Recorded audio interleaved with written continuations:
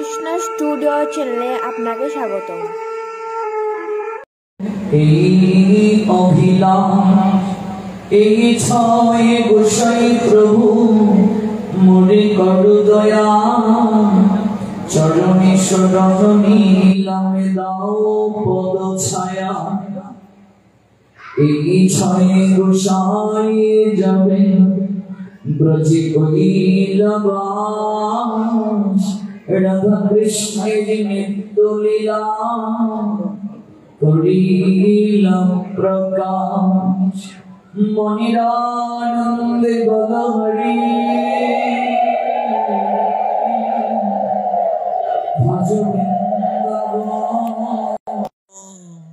শ্রী গুরু বৈষ্ণব পদে মজাই আমন, শ্রী গুরু বৈষ্ণব পদ পদ্ম করিয়াস। নাম সংকীর্তন কহে শ্রী নরোত্তম দাস। জয় শ্রী কৃষ্ণ চৈতন্য প্রভু নিত্যানন্দ, শ্রী অদ্বৈত গদাধর শ্রীবাসাদি শ্রী গৌরী ভক্ত বৃন্দ।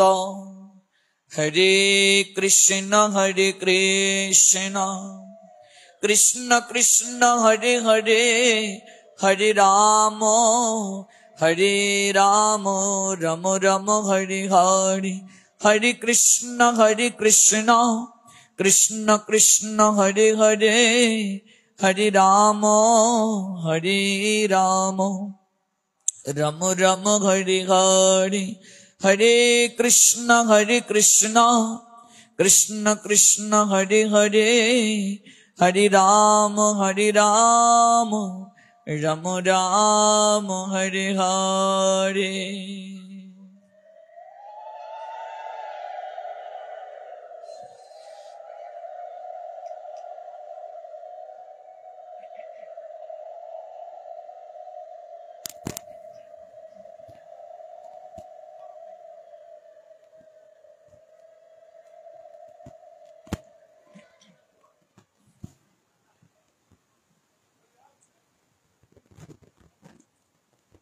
রুদন্তং মুহুর্নেত্র যুগ্মং মৃজন্তং, কড়ম্বুজ যুগ্মেন শতঙ্ক নেত্রম। মোহো শাসকম্প ত্রিরেখাঙ্ক কণ্ঠ, স্থিত গ্রৈব দামোদরং ভক্তি বদ্ধম। কলিযুগ পাবন অবতারী পরম প্রেমময় প্রেম পুরুষোত্তম পরমেশ্বর ভগবান শ্রীকৃষ্ণ চৈতন্য মহাপ্রভুর অশেষ বিশেষ কৃপাস্নাত হয়ে শ্রীহরি প্রিয় কার্তিক তথা দামোদর মাসের মহেন্দ্রক্ষণে আমরা সবাই উপবেশন করেছি ত্রিকালদর্শী মুক্ত মহামানব শ্রী শ্রী লোকনাথ ব্রহ্মচারী বাবার চরণ তলে, শ্রীহট্টের মৌলভীবাজার জেলার সৈয়ারপুর শ্রী শ্রী লোকনাথ সেবাশ্রম প্রাঙ্গণে দশম দিবস ব্যাপী অপ্রাকৃত গৌর গোবিন্দের তত্ত্ব সুধামৃত আস্বাদন করার অকিঞ্চনী যে যজ্ঞ অনুষ্ঠানের আয়োজন করা হয়েছে, সে আয়োজনের মঞ্জুষায় আজ দ্বিতীয় রজনী।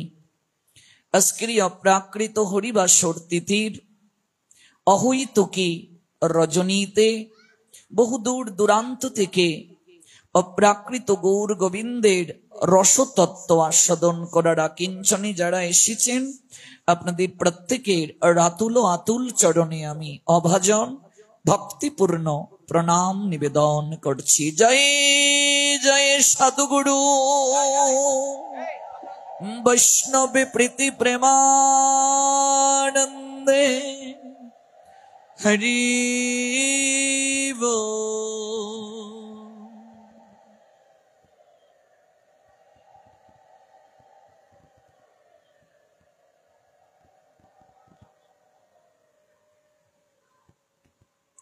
অশেষ বিশেষ কৃতজ্ঞতা নিবেদন করছি শ্রী শ্রী লোকনাথ বাবার চরণ তলে, যারা প্রেমাঞ্জলি ভক্তি অঞ্জলি নিবেদন করত। এই অনুষ্ঠানটির পশ্চাতে কায়িক শ্রম, আর্থিক শ্রম এবং মানসিক শ্রম প্রদান করছেন। আয়োজনকারী ভক্তবৃন্দ জয়যুক্ত হন, তাদের এই প্রয়াস উত্তরোত্তর শ্রীবৃদ্ধি প্রাপ্ত হোক। ধাপে ধাপে উন্নতির সিঁড়ি বেয়ে জীবনে নতুন নতুন সফলতা বয়ে আনুন তারা। দেশ, জাতি তথা সমাজ সমৃদ্ধ হোক তাদেরই কর্ম তৎপরতায়। আয়োজনকারী ভক্তবৃন্দের অশেষ বিশেষ মঙ্গল কামনা করি, অভিনন্দন জ্ঞাপন করছি। ইন্টারনেটের কল্যাণে যারা আছেন আমাদের সঙ্গে, দেশ এবং দেশের বাহির থেকে, এবং পরবর্তীতে ইউটিউবের কল্যাণে যারা এই পুরো প্রোগ্রামটি দেখবেন, শ্রবণ করবেন, উভয়ই জয়যুক্ত হন। আমরা গতকাল যে স্থলে ভগবানের কথার বিশ্রাম নিয়েছিলাম, আজ সেখান থেকেই পুনরায় শ্রবণ করব। তবে আমরা যেটুকু সময় শ্রবণ করব, আমাদের এই শ্রবণ যেন কায় মনোবাক্যে হয়, শ্রদ্ধা এবং ভক্তি বড়ে হয়। আজ দামোদর মাস, সেই মাসে বিশেষ তিথি, আজ হরিবাসর তিথি। মহাজন বলছেন, মাধব তিথি ভক্তি জননী, যতনী পালন করি। একাদশী তিথিকে মাধব তিথি বলা হয়, হরিবাসর তিথি বলা হয়। ভগবানের একটি নাম মাধব, ভগবানের একটি নাম হরি, তার নামানুসারে এই তিথি। ভগবান প্রতিজ্ঞায় আবদ্ধ, অন্য কোনো তিথিতে আমি ভক্তের নিকটে যদি নাও আসি, অন্তত একটি তিথিতে আমি ভক্তের সঙ্গে বাসর করার নিমিত্তে, এখানে বাসর মানে কৃপা, তাকে কৃপা করার নিমিত্তে, তার সঙ্গে মিলিত হওয়ার নিমিত্তে আমি করুণায় আবিষ্ট হয়ে উপর থেকে অবতরণ করব, অর্থাৎ নিচে নেমে আসব। একটা তিথিতে আমি ভক্তির সঙ্গে মিলিত হওয়ার জন্য করুণায় আবিষ্ট হয়ে অবতরণ করব, অর্থাৎ ভক্তকে কৃপা করার জন্য আমি নিচে নেমে আসব। এই তিথিটাই হলো একাদশী তিথি, এটি হলো মাধব তিথি, এটি হরিবাসর তিথি। মাধব তিথিকে আচার্যগণ বলছেন ভক্তি জননী, ভক্তির মা হলো একাদশী তিথি, ভক্তির মা। আচ্ছা, মা যদি কারো গৃহে না থাকে, সেই গৃহটা কেমন? বলছেন সেই গৃহটা অরণ্য তুল্য, সেই গৃহটা কেমন? অগুছালু, সেই গৃহটা কেমন? বলছেন শ্রীহীন। লক্ষ্মী যদি গৃহে না থাকে, দেখবেন গৃহে প্রবেশ করা মাত্রই অবলোকন করে বলা যাবে যে গৃহলক্ষ্মী কি গৃহে নেই, অনুপস্থিত নাকি, কারণ সবকিছু দেখবে অগুছালো। গৃহলক্ষ্মী যদি অবর্তমান থাকেন গৃহে, চারিদিক যেন শ্রীহীন মনে হয়, লক্ষ্মী শূন্য, সকল কিছুই শ্রীহীন, অগুছালো। তেমনি ভাবে যে সন্তানের জীবনে মা নেই, অর্থাৎ গৃহলক্ষ্মী নেই, জননী যার নেই, সেই সন্তানের জীবনটাও অগুছালো, সেই সন্তানের জীবনটাও এলোমেলো। সেই সন্তানকে যত্ন করার, সঠিক সময়ে তার অনুভূতি অনুভব করার জন্য কেউ যেন নেই। সর্বক্ষেত্রে সেই সন্তান যেন বঞ্চিত, সর্বক্ষেত্রে সেই সন্তান যেন শ্রীহীন, এলুমেলু জীবন যেন সে পালন করছে। আচার্যগণ একাদশীকে এমন একটা বিশেষণে বিশেষায়িত করলেন, বললেন মাধব তিথি ভক্তি জননী। একাদশী তিথিটাকে তিনি ভক্তির মা বললেন, অর্থাৎ মা যেমন কারো সন্তানের জীবনে অনুপস্থিত থাকলে সেই সন্তানের জীবনটা অগুছালু হয়, এলোমেলো হয়, মরুভূমির নিয়ার হয়। সেই সন্তানের জীবনটা প্রাণ থাকার পরও যেন প্রাণ শূন্য, মরুভূমির ন্যায়। মরুভূমির বালুকা রাশি দেখবে একটু জল প্রাপ্তির জন্য মনে হচ্ছে যেন হাহাকার করে আছে। আচ্ছা, যে বালুকা রাশি অত্যন্ত শুষ্ক, সেখানে যদি জল দেয়া হয় দেখবে অল্প সময়ের মাঝেই জলটা শুষে নিয়েছে। যতই জল দেয়া হবে শুষে নিচ্ছে, কারণটা কি? দীর্ঘদিন যাবৎ জলের অভাব। তেমনি ভাবে মাধব তিথিটা ভক্তি জননী, যার জীবনে মাধব তিথির কৃপা নাই, অর্থাৎ এই মাধব তিথি যে গ্রহণ করলো না, মাধব তিথিকে যে আদর করলো না, একাদশী তিথিকে যে সমাদর করলো না, গ্রহণ করলো না, একাদশী তিথিকে যে পালন করলো না, তার জীবনটা মরুভূমির শুষ্ক বালিকার মতো। তার জীবনটা মাবিহীন সন্তানের জীবন আচরণের মতো, লক্ষ্মী শূন্য গৃহের মতো। কত সুন্দর কথা দেখুন। এটা ভক্তি জননী, অর্থাৎ ভক্তির মাই তার জীবনে নাই, ভক্তির মা অনুপস্থিত তার জীবনে। যার জীবনে একাদশী তিথির সমাদর নাই, যে একাদশী তিথিকে প্রতিপালন করে না, তার জীবনে ভক্তি জননী অনুপস্থিত, ভক্তি জননী মৃত, ভক্তি জননী তার জীবনে নাই। আর আমরা তো ভক্তি লাভের জন্য এত আয়োজন করি, এই যে এত কষ্ট করে ছুটে আসা, এই যে একটু সাধু সঙ্গের জন্য হৃদয়ে লালসা অনুভব করা, সংসারের সকল কাজ গুছিয়ে কবে জানি ভাগবত পাঠে যাব, সারাদিন একটা তাগিদ, কিসের আশায়? একটু ভক্তি লাভের জন্য। কারণ ভক্তিহীন হৃদয় মরুভূমির ন্যায়, ভক্তিহীন হৃদয়, প্রেমহীন হৃদয় মরুভূমির ন্যায়। ভক্তি লাভের জন্য, প্রেম লাভের জন্যই আমরা এসেছি। কিন্তু একাদশী তিথিকে যদি কেউ সমাদর না করে, তার জীবনে ভক্তির মা অনুপস্থিত। কত উচ্চ স্থান দিয়েছেন একাদশীকে, ভক্তি জননী। এরপরে বললেন যতনে পালনও করি।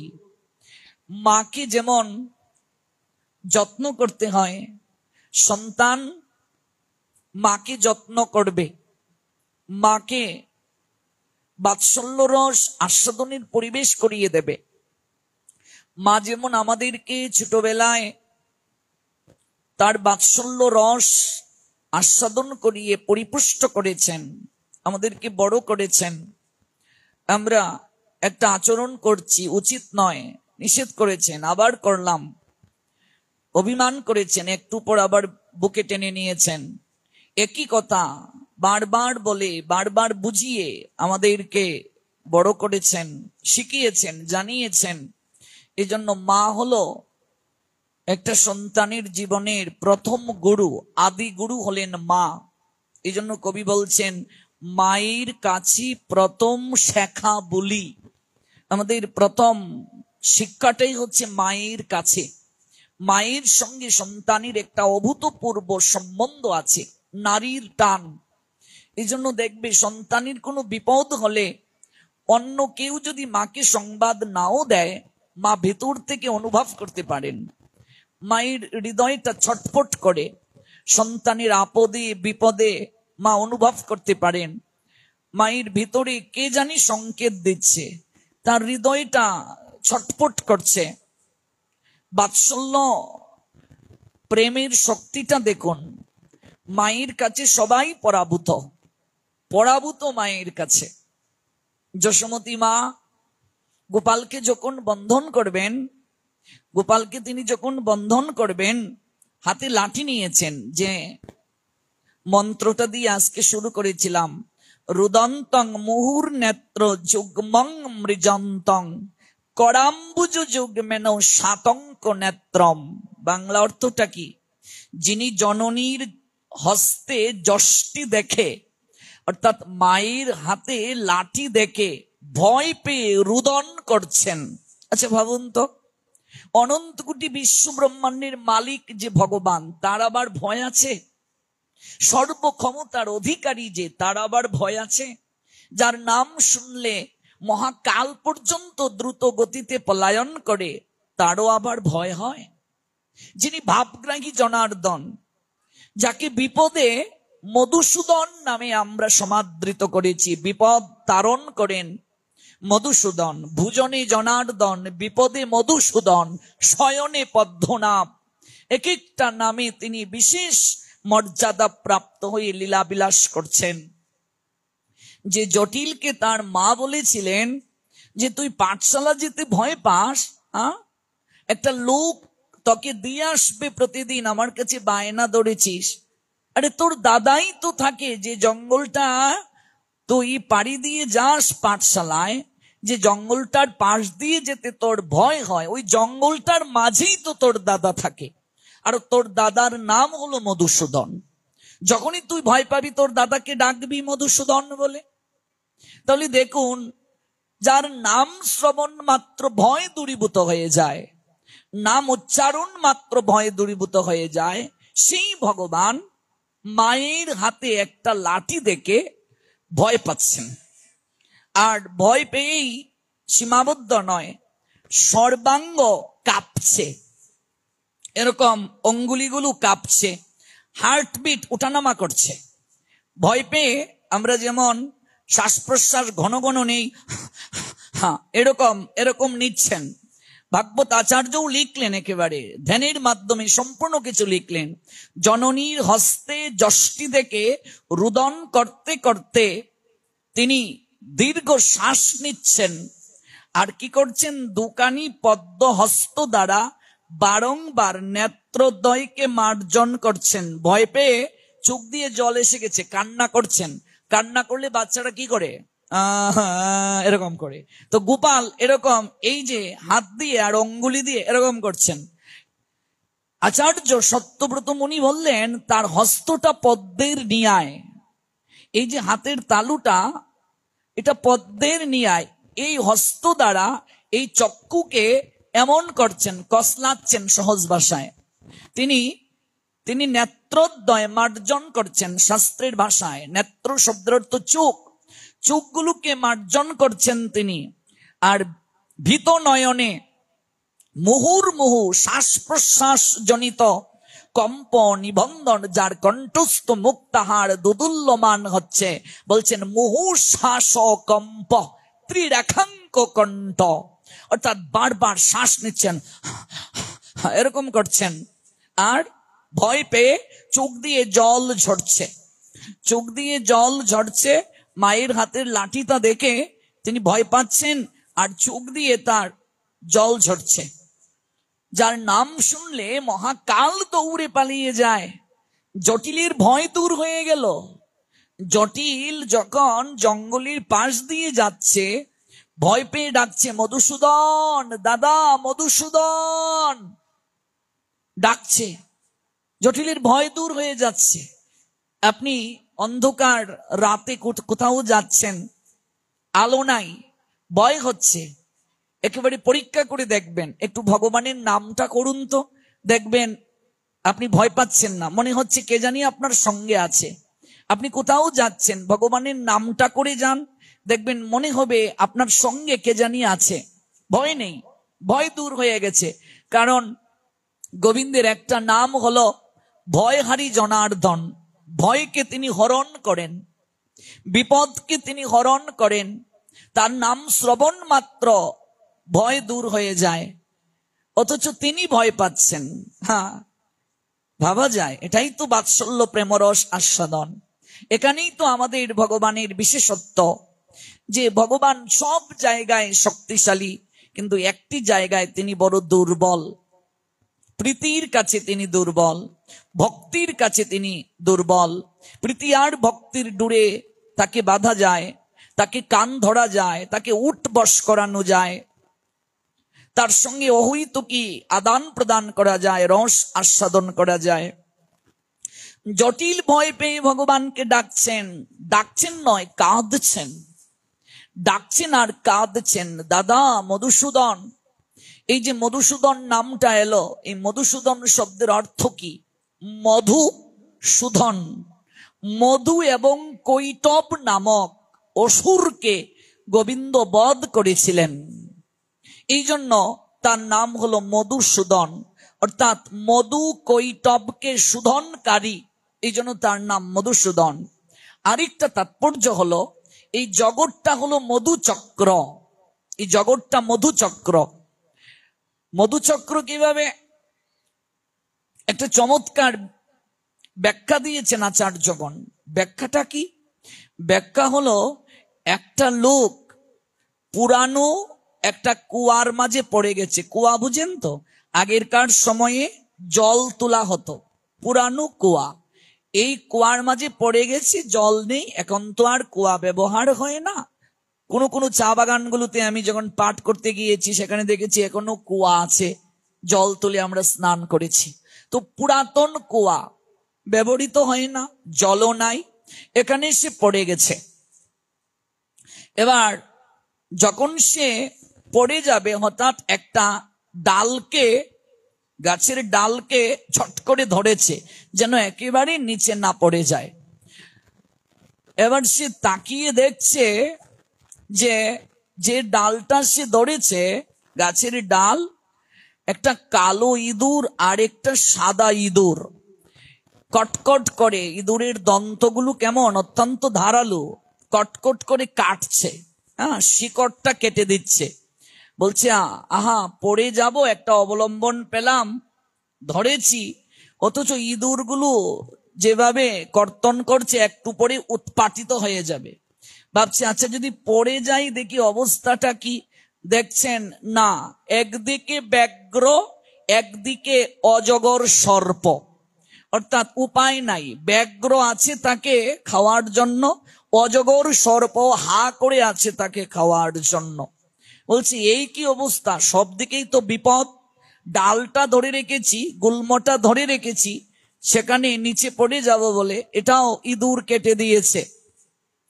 আবার ব্যাঘ্র একদিকে হা করে আছে, একদিকে সর্প আছে দংশন করার জন্য, না রক্ষা নাই। তাকিয়ে দেখছেন যে তিনি ডালটাকে ধরেছেন, এই ডালের মাঝে দেখলেন মধুকরের বাসা, মধুকরের বাসা। তাকিয়ে দেখছেন ওরে বাবা, এ তো মধুকর, যদি একটু নাড়াচড়া করি তাহলে মৌমাছিগুলো আমায় কামড়ে দেবে। তাহলে নাড়াচড়াও করা যাবে না, নিচেও পড়া যাবে না, উপরের দিকেও যাওয়া যাবে না, সব দিকেই বিপদ। আর নিচে তো একেবারে কুয়া, মৃত্যুরূপ কুয়া, এই জগৎটাই কূপ, আমরা এই কূপে পড়ে আছি। এবার ভাবছে আর উপায় নাই। হঠাৎ করে সে যখন চিন্তা করছে কি করে সম্ভব, আর বাঁচার উপায় নাই, তখনই সে ভগবানকে স্মরণ করছে। হঠাৎ তার ঠুটের মাঝে এসে, এরকম হা করে যখন দেখছে, ঠুটের মাঝে এসে এক ফুটা মধুর রস পড়ে গেল, অর্থাৎ মধু চক্র, এখান থেকে এক বিন্দু মধু পড়ে গেল। যখন সে এরকম জিহ্বা দিয়ে আস্বাদন করলো, তখন বলল আহা কত মিষ্টি। ভালো করে বুঝুন, আহা কত মিষ্টি। এই যে একটু আগে তো তার ভয় ছিল যে চারিদিকেই তো আমার মৃত্যুকূপ, আমি পড়ে যাব, ওই এক বিন্দু মধু রসটা জিহ্বায় পড়ার সঙ্গে সঙ্গে মুহূর্তের কালেই তার বাঁচার ইচ্ছে জাগলো। সে যে এই মৃত্যুকূপে আছে, একটু পরেই বা যে কোনো মুহূর্তেই তার মৃত্যু হয়ে যাবে, এই চিন্তাটা সে ভুলে গেল। এক বিন্দু মধু যখন জিহ্বায় পড়েছে সে ভুলে গেল। এই জগৎটা হচ্ছে মধু চক্র। আমরা মৃত্যু কূপে আছি। কেমন, এই যে ইঁদুর শিকড়কে কর্তন করছে প্রতিনিয়ত, মহাকাল রূপ ইঁদুর আমাদের আয়ুকে হরণ করছে, আয়ু হরণ করছে। তক্ষক যে সর্প পরীক্ষিতকে দংশন করবে, এই তক্ষক হলো মৃত্যু, মৃত্যুই হলো তক্ষক, মৃত্যুরূপী তক্ষক সর্প ধেয়ে আসছে আমাদেরকে। তাহলে সর্প আছে, সেও দংশন করবে। ব্যাঘ্র আছে, লালসার ব্যাঘ্র হা করে আছে, কিন্তু এক ফুটা সুখ নামক মধু যখন আস্বাদন হয়, মরিতে চাহি না আমি সুন্দর ভুবনে। তখন আমরা মৃত্যুর কথা ভুলে যাই, যন্ত্রণার কথা আমরা ভুলে যাই। জগৎটাকে আমরা মধুচক্র ভেবে বাঁচার ইচ্ছে হয়, আহা আরেক ফুটা যদি খেতে পারতাম। এক ফুটা মধু যখন পড়লো, সঙ্গে সঙ্গে তার ইচ্ছে হলো মনে, আহা এত মিষ্টি, আরেক ফুটা যদি এসে পড়তো। আচ্ছা বুঝুন তো, এমন একটা অবস্থায় লটকে আছে, গাছের ডালের মাঝে লটকে আছে। ভাবুন তো, গাছের ডালের মাঝে লটকে আছে, নিচে কুয়া পড়ে যাবে, হা করে আছে ব্যাঘ্র, সর্প আছে ফনা ধরে, আর গাছের ডালটার মাঝে মৌমাছির বাসা, মৌমাছি ওগুলো যদি কামড়ে দেয় সেখানেও কষ্ট হবে। এক ফুটা মধু পড়লো, এই অবস্থায় ভাবছে আরেক ফুটা যদি খেতে পারতাম। আমাদেরও অবস্থাটা এইরকম, আমাদেরও অবস্থাটা এইরকম। এই চেতনা, এই ভাবনা, এই মধু, অনিত্য মধু আস্বাদনের লালসা হৃদয় থেকে যিনি শোধন করেন তিনি হলেন মধুসূদন, তিনি হলেন ভগবান। এই মৃত্যু ভয়কে যিনি দূর করে হৃদয় থেকে ওই লালসা দূরীভূত করে দেন তিনি হলেন মধুসূদন। মধু কৈটব রূপী আমাদের মাঝে যে আসুরিক ভাব রয়েছে, ওই আসুরিক ভাবটাকে যিনি নির্মল করে দেন তিনি হলেন মধুসূদন। এই জন্য বিপদ কালে মধুসূদনকে ডাকতে হয়। কোথাও বের হওয়ার সময় মধুসূদন নামটা আমরা উচ্চারণ করি। জটিল আর কেউ নয়, এখানে আমরা সবাই জটিল। আমরা ভয় পেয়ে ভগবানকে স্মরণ করি, মধুসূদনকে স্মরণ করি।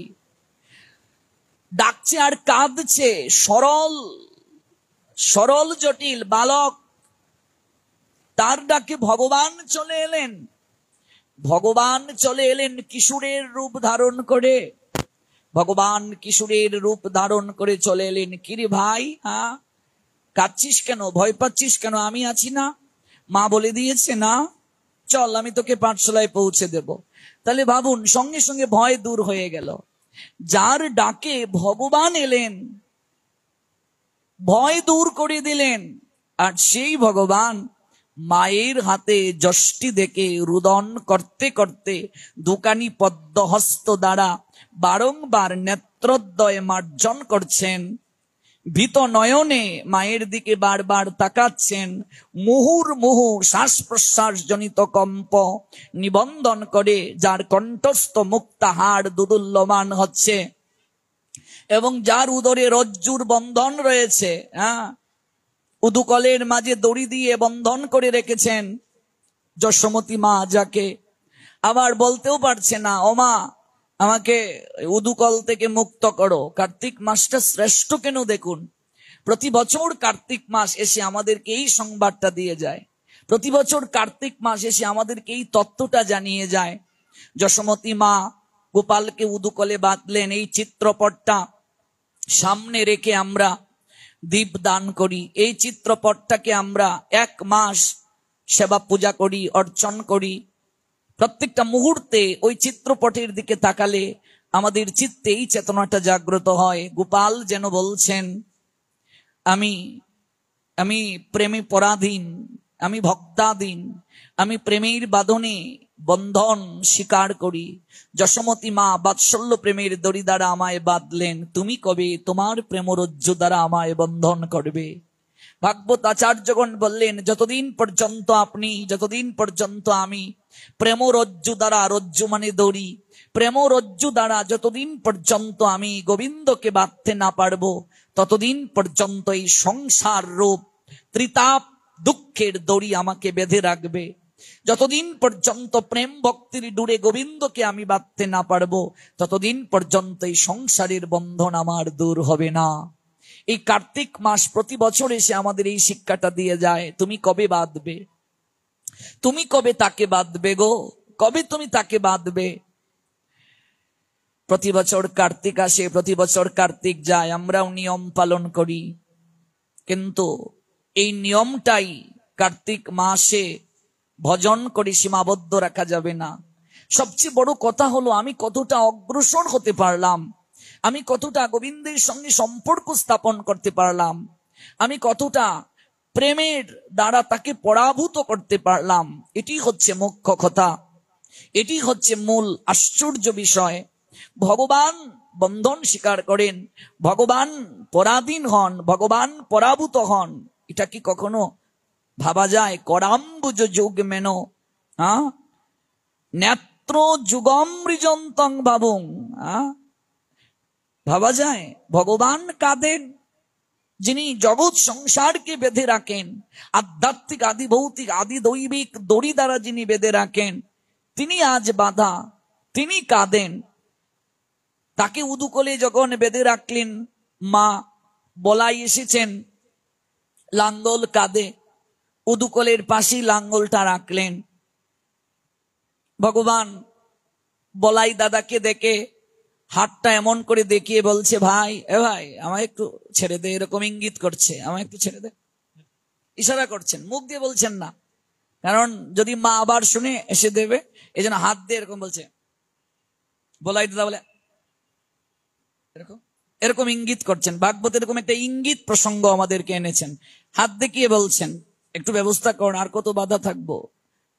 বলরামকে বলছেন কানাই, এবার ভগবানকে বলছেন, মা এই উদুকলে কানাই বাধা কেন? কাকে বেঁধেছ তুমি জানো? চিৎকার করে বলছেন। যশোদা বলছেন, কাকে বেঁধেছি? স্বয়ং নারায়ণকে তুমি বন্ধন করে ফেলেছ। যশোদা বললেন, নারায়ণকে বেঁধেছি? হেসে হেসে বলছেন, তো ও যদি নারায়ণ হয় তুই কে? তুই তো নারায়ণের ভাই, তুই কে? আমি সংকর্ষণ, আমি এই পৃথিবীকে ধারণ করি, অনন্ত নাগ আমি।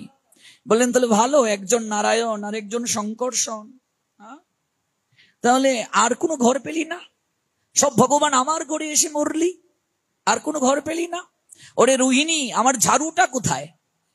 বলছে, মা ঝাড়ু নিচ্ছ কেন? বলছে, হ্যাঁ নারায়ণ আর সংকর্ষণ দুইজনকে একসঙ্গে পেটাবো, এই জন্য ঝাড়ুটা খুঁজছি।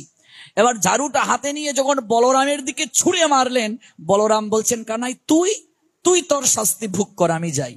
আচ্ছা ভাবুন, এটা পৃথিবীর কোন ধর্মের কোন শাস্ত্রে পাবেন? ভগবান এমন ভাবে পরাধীন হয়ে যান, ভাবা যায়? প্রেমের শক্তিটা দেখুন, সম্পর্কের শক্তিটা দেখুন, মায়ের শক্তি দেখুন, বাৎসল্যময়ী মা, তার শক্তিটা দেখুন। হ্যাঁ, বলরামের লাঙ্গল দেখলে দৈত্যরা ভয়ে পালিয়ে যায়, অসুরেরা ভয়ে পালিয়ে যায়। এত বড় যোদ্ধা তিনি, স্বয়ং ভগবানের সাংস প্রকাশ, যিনি এই পুরো বিশ্ব ব্রহ্মাণ্ডকে ধারণ করে আছেন, তার দিকে যশোদা ঝাড়ু ছুঁড়ে মারলেন, আর তিনি দৌড়ে পালাচ্ছেন। বলছে, কানাই তোরটা তুই দেখ, আমাকে এই সকল বিষয় ডাকিস না। তিনি দৌড়ে পালাচ্ছেন, আমার প্রাণ আমি বাঁচিয়ে দৌড় দেই। হাতে ঝাড়ু নিয়ে ছুঁড়ে মারলেন। ভগবানকে আমি এরকম সম্বন্ধে বাঁধতে না পারবো, ভজন কিচ্ছু হবে না ভাববেন। ভজন আমার হয় নাই। ভগবান জড়সড় হয়ে কেবল মন্দিরের আসনে রইলেন। সঠিক সময়ে দরজাটা উন্মোচন করলাম, ঘন্টা বাজালাম, এগুলো ভগবান পছন্দ করেন না। ভগবানের এগুলোতে এত আনন্দ হয় না। আচ্ছা, নতুন অতিথি যখন গৃহে আসে, তখন আমরা কি করি? তার সঙ্গে সতর্কতার সঙ্গে কথা বলি। প্রথম প্রথম এসেছেন আমাদের বাড়িতে, এই জন্য আমরা সতর্কতার সঙ্গে কথা বলি। কি করি? তাকে ঠিকভাবে শয়ন করতে দেই, তাকে ঠিকভাবে আহার দেই, অত্যন্ত সতর্কতার সঙ্গে আমরা কথা বলি। কিন্তু এই অতিথি যখন বারংবার চলে আসেন, সম্পর্কটা যখন গভীর হয়ে যায়, তখন তার সামনে কোনো কথা বলতে আমাদের কি সতর্কতা থাকে? থাকে না। তার সঙ্গে সম্বন্ধটা যখন গভীর হয়ে যায়, ভগবানের সঙ্গে যখন সম্বন্ধ গভীর হয়ে যাবে, তখন দেখবেন আর ঘন্টাও এত নাড়াতে হয় না। ভগবান এত ঘন্টা নাড়িয়ে প্রপার টাইমলি তাকে দিতে হবে, এটা তো বৈদি। ওই বৈদি ভক্তিতেই কেবল থাকলে হবে না, সম্পর্ক স্থাপন করে বৈদির উপরে যতদিন পর্যন্ত আমি না যেতে পারবো, ততদিন যাবত এই দামোদর মাসই কেবল পালন করবো, এর তাৎপর্য আমি অনুভব করতে পারবো না। সম্বন্ধ স্থাপনটাই মুখ্য। সম্বন্ধ করিয়া ভজে কৃষ্ণ তারি নাহি তেজে, বাকি সব মরে অকারণ। সম্বন্ধটা মুখ্য, সম্বন্ধ স্থাপন, সম্বন্ধ করিয়া ভজে। হ্যাঁ, উড়িষ্যায় লান্ডি মাতা নামে একজন মা ছিলেন। উড়িষ্যায় লান্ডি উড়িয়া ভাষা। লান্ডি মানে হলো যার মাথায় কোনো চুল নাই, আমরা সিলোটিরা কই লারু মাথা, এটা হলো লান্ডি। লান্ডি উড়িয়া শব্দ, যার মাথায় কোনো চুল নাই। তো এই মায়ের মাথায় কোনো চুল নাই। তো যদিও চুল বিহীন বিশেষ করে মাতাজিদেরকে আমরা কমেই দেখি, বাবাজিদের অভাব নাই, অনেক পুরুষ আছে যাদের মাথায় চুল নাই। দেখবে প্রতিদিন মায়েরা যখন চুল শৃঙ্গার করেন, দেখবেন চিরুনির সঙ্গে প্রচুর চুল আসে কি না? অনেকে বলে গো আমার চুল পরে শেষ হয়ে যাবে। সারা জীবন চুল শৃঙ্গার করতে গিয়ে মায়েদের চুল পড়ে, কিন্তু দিন শেষে টাকলা পুরুষেরাই হয়, বাবাজিরাই হয় না? ভুল বলছি? মায়েদের শৃঙ্গার করতে গিয়ে চুল সবচেয়ে বেশি পড়ে, আর আমাদেরই চুল গিয়ে টাকলা আমরা হই। লান্ডি মাতা মানে এই মায়ের চুল নাই একেবারে। তো চুলবিহীন বিশেষ করে খুব কম মায়েদেরকেই বাঙালি সমাজে পাওয়া যায়। এই মায়ের একেবারে চুল নাই। এবার তিনি জগন্নাথকে তার সন্তান রূপে গ্রহণ করেছেন, যে জগন্নাথ আমার ছেলে। সম্পর্ক স্থাপনটা দেখুন, জগন্নাথ আমার ছেলে। মনে মনে ভাবছেন প্রতিদিন পান্ডারা আমার ছেলেকে এত মিঠাই দেয়। উড়িষ্যার খাদ্য অভ্যাস দেখবেন, ওরা সকল আইটেমের মাঝেই নারকেল দেবে, সকল আইটেমের মাঝে মিষ্টি জাতীয় কিছু না কিছু দেবে। আপনি যখন পুরী দামে প্রসাদ পাবেন দেখবেন নারকেল আছে, আর নিরামিষ জাতীয় আইটেমগুলোর মাঝে দেখবেন মিঠাই মানে একটু মিষ্টি জাতীয় কিছু দেবে। এই প্রভাবটা আমাদের অঞ্চলেও দেখবেন, কেউ যদি একটু নিরামিষ লাবড়া রান্না করে এর মাঝে একটু চিনি দিয়ে দেয়। তো এটা উড়িষ্যা একটু বেশি দেয়া হয়।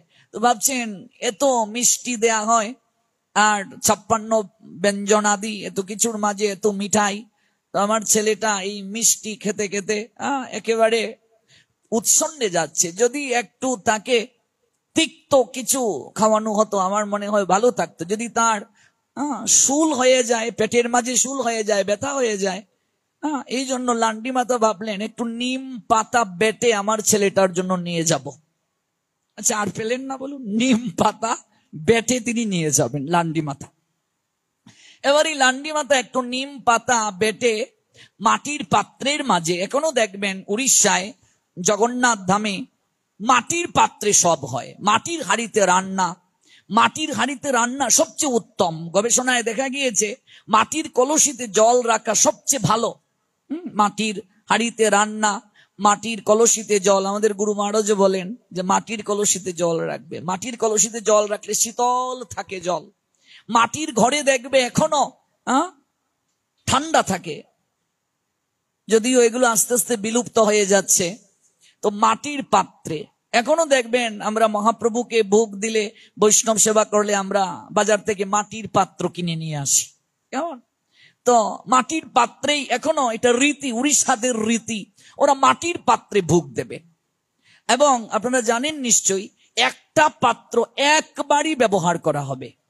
তার মানে প্রতিদিন 1 লক্ষ লোকের রান্নার আয়োজন হয় পুরীর রান্নাঘরে।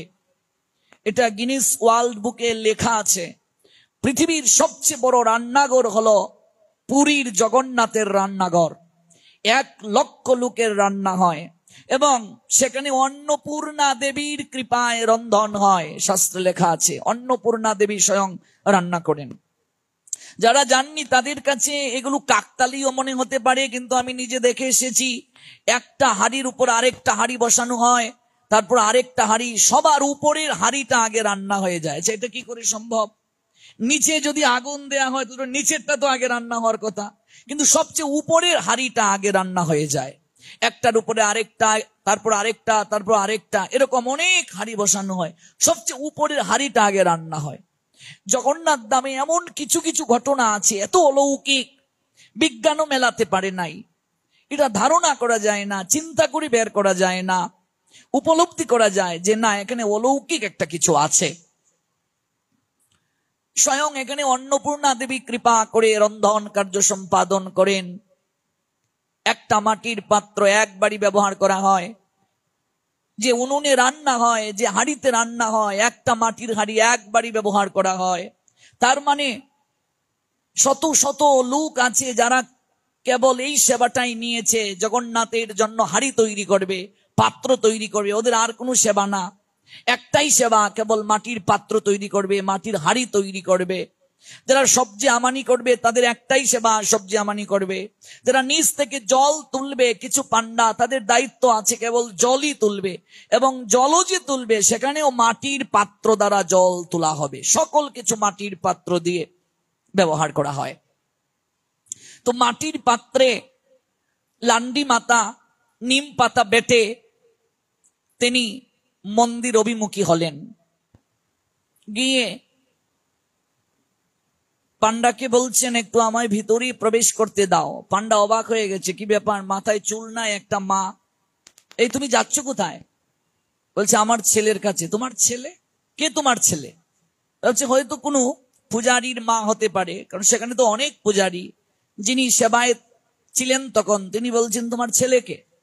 বলছে কেন, এই জগন্নাথ আমার ছেলে।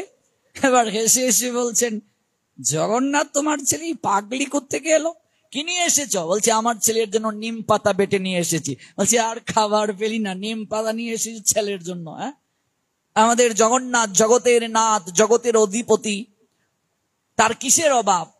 নিম পাতা নিয়ে এসেছো, যাও, নিম পাতা দেয়া যাবে না, নিম পাতা দেয়া যাবে না, যাও। বলছে না, আমি যে নিয়ে এসেছি তার জন্য। তোমরা প্রতিদিন এত মিঠাই মিঠাই তাকে খাওয়াও, উদশুল হবে, উদরে শুল হবে, আমার ছেলের একটু ব্যথা হবে, তাই মাঝে মাঝে একটু শুক্তা খাওয়া দরকার, একটু তিক্ত জিনিস খাওয়া দরকার। এই জন্য নিম পাতা একটু বেটে নিয়ে এসেছি তার জন্য, একটু দাও না ভেতরে, আমি আমার ছেলেটাকে দিয়ে আসবো। পান্ডা বাধা দিলেন, বলছেন তাহলে আমি যদি না যাই তোমাদেরকে দেই, তোমরা দিয়ে দিও, তোমরা দিয়ে দিও। জগন্নাথ আমার ছেলে, তাকে আমি সন্তান রূপে ভালোবাসি। এই জগৎ সংসারে আমার কেউ নাই, জানো, আমার কেউ নেই, মাথায় চুল নেই, আর বৈবাহিক জীবনেও তিনি যাননি, কেউ নাই, তাই জগন্নাথই আমার ছেলে। আমরা অনেক সময় ভাবি না, আমার সন্তান নাই গো, কে আমার শেষকৃত্য করবে, আমার শেষ কার্য কে করবে? যদি ভগবানকে কেউ আপনার করে গ্রহণ করে, তার কিচ্ছু করার প্রয়োজন নেই, ভগবানই তাকে গ্রহণ করেন, ভগবানই তার সকল কার্য সম্পাদন করেন। বহু প্রমাণ আছে শাস্ত্রে। গ্রহণ করলেন না, লান্ডি মাতাকে প্রবেশের অনুমতি দেয়া হলো না। পূজারী ঠাকুরের কাছে তিনি মাটির পাত্রে নিম পাতা বাটা এটি দিয়ে দিলেন, কিন্তু লান্ডি মাতা দাঁড়িয়ে দেখলেন, তার চোখ দিয়ে জল এসে গেল ঘটনাটা দেখে। জগন্নাথকে দেবে দূরের কথা, লান্ডি মাতার সামনে আছাড় মেরে ফেলে দিল। মাটির পাত্রের মাঝে যে নিম পাতা বাটা, এটি আছাড় মেরে ফেলে দিল। পাত্রটা ভেঙ্গে খান খান হয়ে গেল। মাটির পাত্রটা যে ভাঙলো, এই খান খান যেন লান্ডি মাতার হৃদয়টা ভেঙ্গে হয়ে গেল।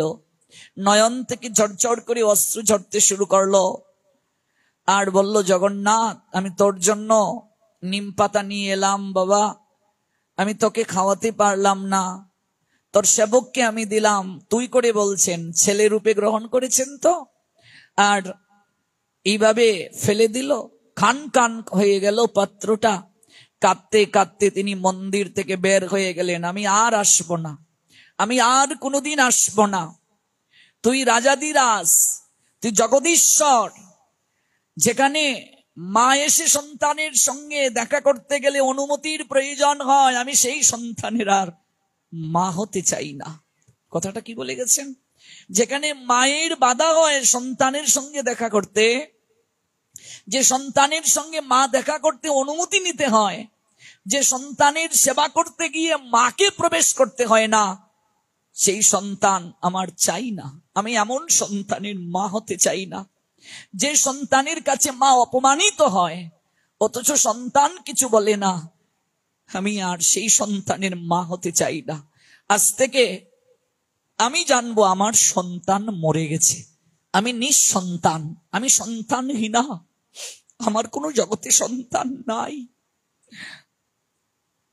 যে সন্তানের সামনে মায়ের অপমান হয়, সন্তান দাঁড়িয়ে দাঁড়িয়ে থাকে, যে অপমান করে সন্তানের সামনে মাকে, তার হাতে আবার আহার গ্রহণ করে, যে আমি এমন সন্তানের মা হতে চাই না। আমি আর কোনোদিন আসবো না তোর কাছে, কোনোদিন তোকে দেখতেও আসবো না। কাঁদতে কাঁদতে অভিমান করে চলে গেলেন, ফিরেও তাকালেন না, সারা রাত আহার করলেন না, কাঁদলেন। পূজারী ঠাকুর জগন্নাথকে ভোগ নিবেদন করলেন। আপনারা জানেন মুখ ধৌত করারও সময় নাই জগন্নাথের, এতবার তাকে ভোগ দেয়া হয়, খানিকটা সময় বিশ্রাম দেয়া হয়। শৃঙ্গার যখন করতে গিয়ে মালাটা পড়াচ্ছেন, বারবার মালা কষে পড়ছে, আজ জগন্নাথ মালা গ্রহণ করছেন না। কি ব্যাপার, জগন্নাথকে মালা দিচ্ছি, মালা থাকছে না কেন গলে, মালা বারবার পড়ে যাচ্ছে। প্রধান পূজারী ঠাকুরের কাছে সংবাদটা গেল, কি ব্যাপার, জগন্নাথের গলায় আজ মালা দেওয়া যাচ্ছে না, মালা পড়ে যাচ্ছে, আমাদের কোনো অপরাধ হয়নি তো, অভিমান করেছেন নাকি আমাদের প্রভু? রাত্রিবেলা পূজারী ঠাকুরকে ডাকলেন, ওঠো, ঘুমাচ্ছ কেন প্রভু? তোমাকে তো একটু বিশ্রাম দিলাম, তুমি শয়ন করনি? বলছে, পেটে যদি কারো ক্ষুধা থাকে চোখে তার ঘুম আসে কেন? তোমাকে 56 ব্যঞ্জন দেয়া হয়, তোমার আবার ক্ষুধা নিবৃত্ত হয়নি? বলছে, আমি উপোস আছি, আমি খাইনি, যা দিয়েছ আমি গ্রহণ করিনি। বলছে, কেন? বলছে, তোমাদের হাতে আর কোনোদিন আমি খাবো না। আমাদের অপরাধ প্রভু, অপরাধ হলো আমার মা আমার সঙ্গে সাক্ষাৎ করতে এসেছে, আমার মাকে তোমরা অপমান করেছ। যে সন্তানের কাছে মা আসার অনুমতি নাই, আমি সেই জায়গায় থাকতে চাই না। আমি এই রাজ মন্দিরে আর থাকবো না, আমি কাঙ্গালিনীর কুটিরে চলে যাব।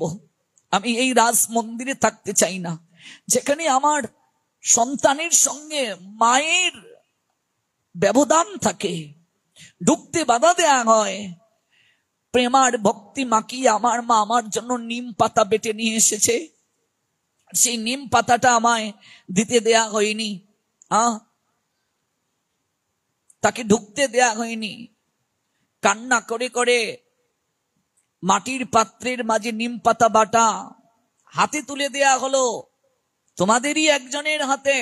আমার মায়ের সামনে পাত্রটা ঢিল মেরে ফেলে দেয়া হলো, খান খান হয়ে গেল পাত্রটা।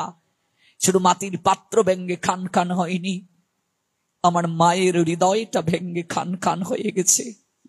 আমি এই মন্দিরে আর অবস্থান করব না, তোমাদের হাতে আমি আহারও করব না।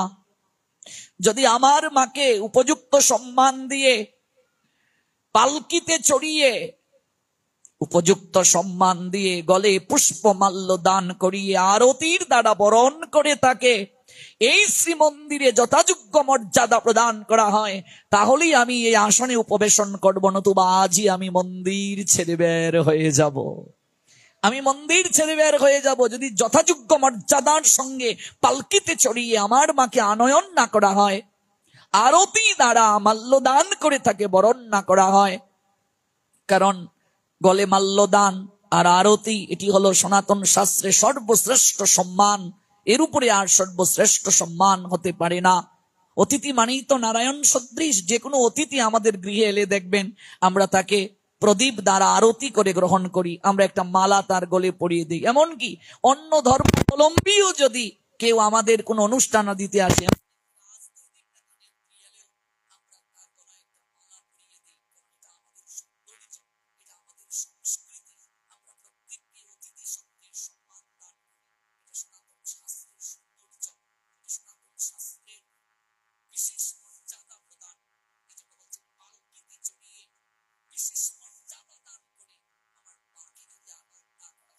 তাহলে আমি আর এই আসনে উপবেশন করব না, থাকবো না। প্রধান পূজারী দ্রুত গতিতে মহারাজের নিকটে গমন করলেন। মহারাজ, বিশাল এক ভুল হয়ে গেছে, প্রভু জগন্নাথ তো আর থাকবেন না শ্রীমন্দিরে, স্বপ্নে দর্শন দিয়েছেন তিনি চলে যাবেন। বলো কি? জগন্নাথের নাকি এক মা আছে, লান্ডি মাতা, তিনি নিম পাতা বেটে জগন্নাথের জন্য নিয়ে এসেছিলেন। এক পূজারী তাকে ঢুকতে দেয়নি, তার চোখের সামনে মাটির পাত্রটা ঢিল দিয়ে ভেঙ্গে দিয়েছে, খান খান করে ফেলেছে মাটির পাত্রটাকে। এই জন্য প্রভুকে যতই শৃঙ্গার করে মালা পরানো হচ্ছে, প্রভু মালা পরছেন না, মালাটা নিচ্ছেন না, এবং তিনি আহারও গ্রহণ করেননি। সমস্ত বৃত্তান্ত খুলে বললেন। মহারাজ পালকি পাঠালেন লান্ডি মাতার বাড়িতে। তখনও লান্ডি মাতা না খেয়ে আছেন। সম্পর্ক স্থাপনটা দেখুন, না খেয়ে আছেন লান্ডি মাতা। লান্ডি মাতার জীর্ণ শীর্ণ কুটিরে গিয়ে প্রধান পূজারী ঠাকুর এবং যে অপরাধ করেছিল তিনিও সঙ্গে গেলেন, গিয়ে ডাকছেন, লান্ডি মাতা গৃহে আছো? কে? দরজাটা খুলে তিনি বের হয়ে এলেন, দেখলেন জগন্নাথ মন্দিরের প্রধান পূজারী। একই আমাকে অপমান করে তোমাদের হৃদয়ে তৃপ্তি হয়নি, আবার কেন এসেছো? আমি তো বলেছি আর কোনোদিন মন্দিরে যাব না, আর কোনোদিন আমি নিম পাতা নিয়েও যাব না। প্রধান পূজারী ঠাকুর করজুড়ি বলছেন, মা এই দেখুন আঙ্গিনায় পালকি আছে, আমরা আপনাকে পালকিতে চড়িয়ে নিতে এসেছি, স্বয়ং মহারাজ আমাদেরকে পাঠিয়েছেন। মাগো, আপনি জগন্নাথকে পুত্র রূপে ভালোবাসেন, নিম পাতা বেটে নিয়ে গিয়েছেন তার জন্য, 56 ব্যঞ্জন রন্ধন করে আমরা তাকে আহার করাই, কিন্তু আজ জগন্নাথ মালাও নিলেন না। স্বপ্নে দর্শন দিয়ে বললেন তিনি অভুক্ত অবস্থায় আছেন। মা, একটিবার বলুন না, আপনি কেমন করে তাকে ভালোবাসেন? আপনি কিভাবে তার সঙ্গে এমন সম্বন্ধ স্থাপন করতে পারলেন, যার কারণে এত ব্যঞ্জন, এত রাজভোগ তাকে দেওয়ার পরও তিনি না খেয়ে থাকেন? সামান্য নিম পাতার জন্য মাল্য গ্রহণ করেন না, শয়নে যান না, মন্দির ছেড়ে যাওয়ার জন্য বলছেন। এই সম্পর্কটা আমাদেরকে শিখিয়ে দিন, আমরাও জগন্নাথের সঙ্গে এইভাবে সম্পর্ক স্থাপন করতে চাই। কিভাবে তাকে এত ভালোবাসলেন, কেমন করে তাকে এত আপনার করতে পারলেন, কেমন করে তার সঙ্গে এই সম্বন্ধ স্থাপন করা যায়, একটু শিখিয়ে দিন না মা। যে সম্বন্ধের দ্বারা ভগবান বশ হয়ে যায়, যে সম্বন্ধের দ্বারা ভগবান ভগবত্তার শক্তিটাকে বিসর্জন দিয়ে মায়ের কাছে সাধারণ সন্তান হয়ে যায়, এই সম্বন্ধটা জগতে বড় প্রয়োজন। মা, এত বছর যাবৎ প্রভুর সেবা করছি, একটা দিনও এমন করে স্বপ্নেও প্রভুকে সাক্ষাৎ কথা বলতে দেখিনি। আজ আপনার কারণে জগতের নাথ আমায় দর্শন দিয়েছেন, আমার সঙ্গে কথা বলেছেন। এমন পরম ভক্তের একটু চরণ ধুলি আমার যে মাখার বড় ইচ্ছে গো মা, একটু চরণ ধুলি দ্বারা আমাকে অভিষিক্ত করে দাও না, আমিও এমন করে জগন্নাথের সনে, প্রভুর সনে যেন সম্বন্ধ স্থাপন করতে পারি। কাঁদতে কাঁদতে লান্ডি মাতা লুটিয়ে পড়লেন। আমারই হয়তো ভুল হয়েছে, আমার জন্য আমার সন্তান না খেয়ে আছে, সারাটা দিন না খেয়ে আছে, মুহূর্তের মাঝে অভিমান যেন কোথায় চলে গেল। সন্তান না খেয়ে আছে, দেখো টানটা দেখো, প্রীতিটা দেখো, ভক্তিটা দেখো। এত কিছু ভাবলেন না, এই যে এত অপমান করে তাকে মন্দির থেকে তাড়িয়ে দেয়া হলো, অভিমান মুহূর্তের মাঝে চলে গেল। একটা চিন্তা জাগলো, আমার ছেলে না খেয়ে আছে। যশোমতী মা যখন দেখলেন গোপাল মাটি খেয়েছে, হাকর হাকর হাকর হা করলেন, দেখলেন মুখের ভেতরে অনন্ত কোটি বিশ্ব ব্রহ্মাণ্ড মহাপ্রকাশ বিশ্বরূপ। মুহূর্তের মাঝেই যশোদা ডাকলেন, রোহিণী দেখি যা, দেখি যা, দেখি যা, দেখি যা আমার গোপালের কি হয়েছে, দেখে যা। ওরে মুখের ভিতর কি জানি দেখে যাচ্ছে, দেখে যা, আমার গোপালের কোনো কিছু হলো না তো, একবার দেখে যা। দেখো গোপাল মাটি খেয়েছে, হ্যাঁ, মুখের মাঝে এত কিছু দেখলেন, কিন্তু এগুলো দেখে ভয় পাচ্ছেন না, ভয় পাচ্ছেন খেয়েছে, হ্যাঁ, তার কিছু হবে না তো। দেখ দেখ দেখ দেখ দেখ, মুখে কি জানি দেখা যাচ্ছে, আমার গোপাল মাটি খেয়েছে, দেখ। দেখো প্রীতি কাকে বলে। পালকিতে লান্ডি মাতাকে চড়ানো হলো, চামড় বেজন করতে করতে সম্মানের সঙ্গে লান্ডি মাতাকে নিয়ে যাওয়া হলো। নিম পাতা বেটে লান্ডি মাতা নিয়ে গেলেন, নিজের হাতে জগন্নাথকে নিবেদন করলেন নিম পাতা। জগন্নাথ বলে দিলেন, 56 ব্যঞ্জন যদি আমাকে দেয়া হয়, যদি নিম পাতার একটা আইটেম আমাকে না দেয়া হয়, কোনোদিন আমার সেবা পূরণ হবে না, কোনোদিন আমার সেবা পূরণ হবে না যদি একটু নিম পাতা বেটে আমায় না দেয়া হয়। কারণ আমার মা, জগন্নাথের মা লন্ডি মাতা, বলছেন আমার মা সযতনে এই নিম পাতা আমায় প্রদান করেছেন। সম্বন্ধ দেখুন, সম্বন্ধ করিয়া ভজে কৃষ্ণ তারি নাহি তেজে, বাকি সব মরে অকারণ। সম্বন্ধটাই আসল। এই জন্য ভাগবতের সম্বন্ধ আছে শান্ত, দাস্য, সখ্য, বাৎসল্য, মধুর, 5টা সম্বন্ধ। বলুন তো, বুকে হাত দিয়ে আপনি যে আপনার ঘরে গৃহমন্দিরে ভগবানকে বসালেন, তার সঙ্গে আপনার সম্বন্ধটা কি? এটা কি এখনো স্থাপন করতে পেরেছেন? তাহলে আপনি কি ভজন করবেন? তাহলে আপনার কি করে ভগবান দর্শন হবে? আর কি করে ভগবানের সঙ্গে আপনি অটুট ভাবে সম্পর্ক বিনিময় করবেন? এই জন্য সম্বন্ধটা মুখ্য।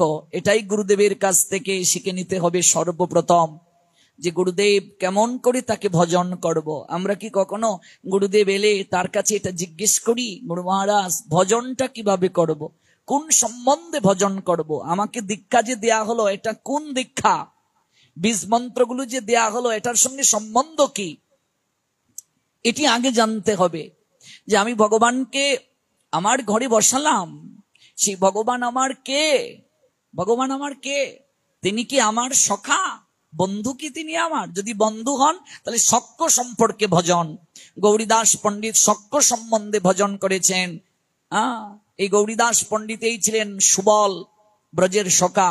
সুবল ছিলেন বিভীষণের পুত্র তরুণী সেন। সখ্য সম্বন্ধ না দাস্য সম্বন্ধ। দাস্য সম্বন্ধ হলে ভগবান আমার প্রভু, আমি তার সেবক।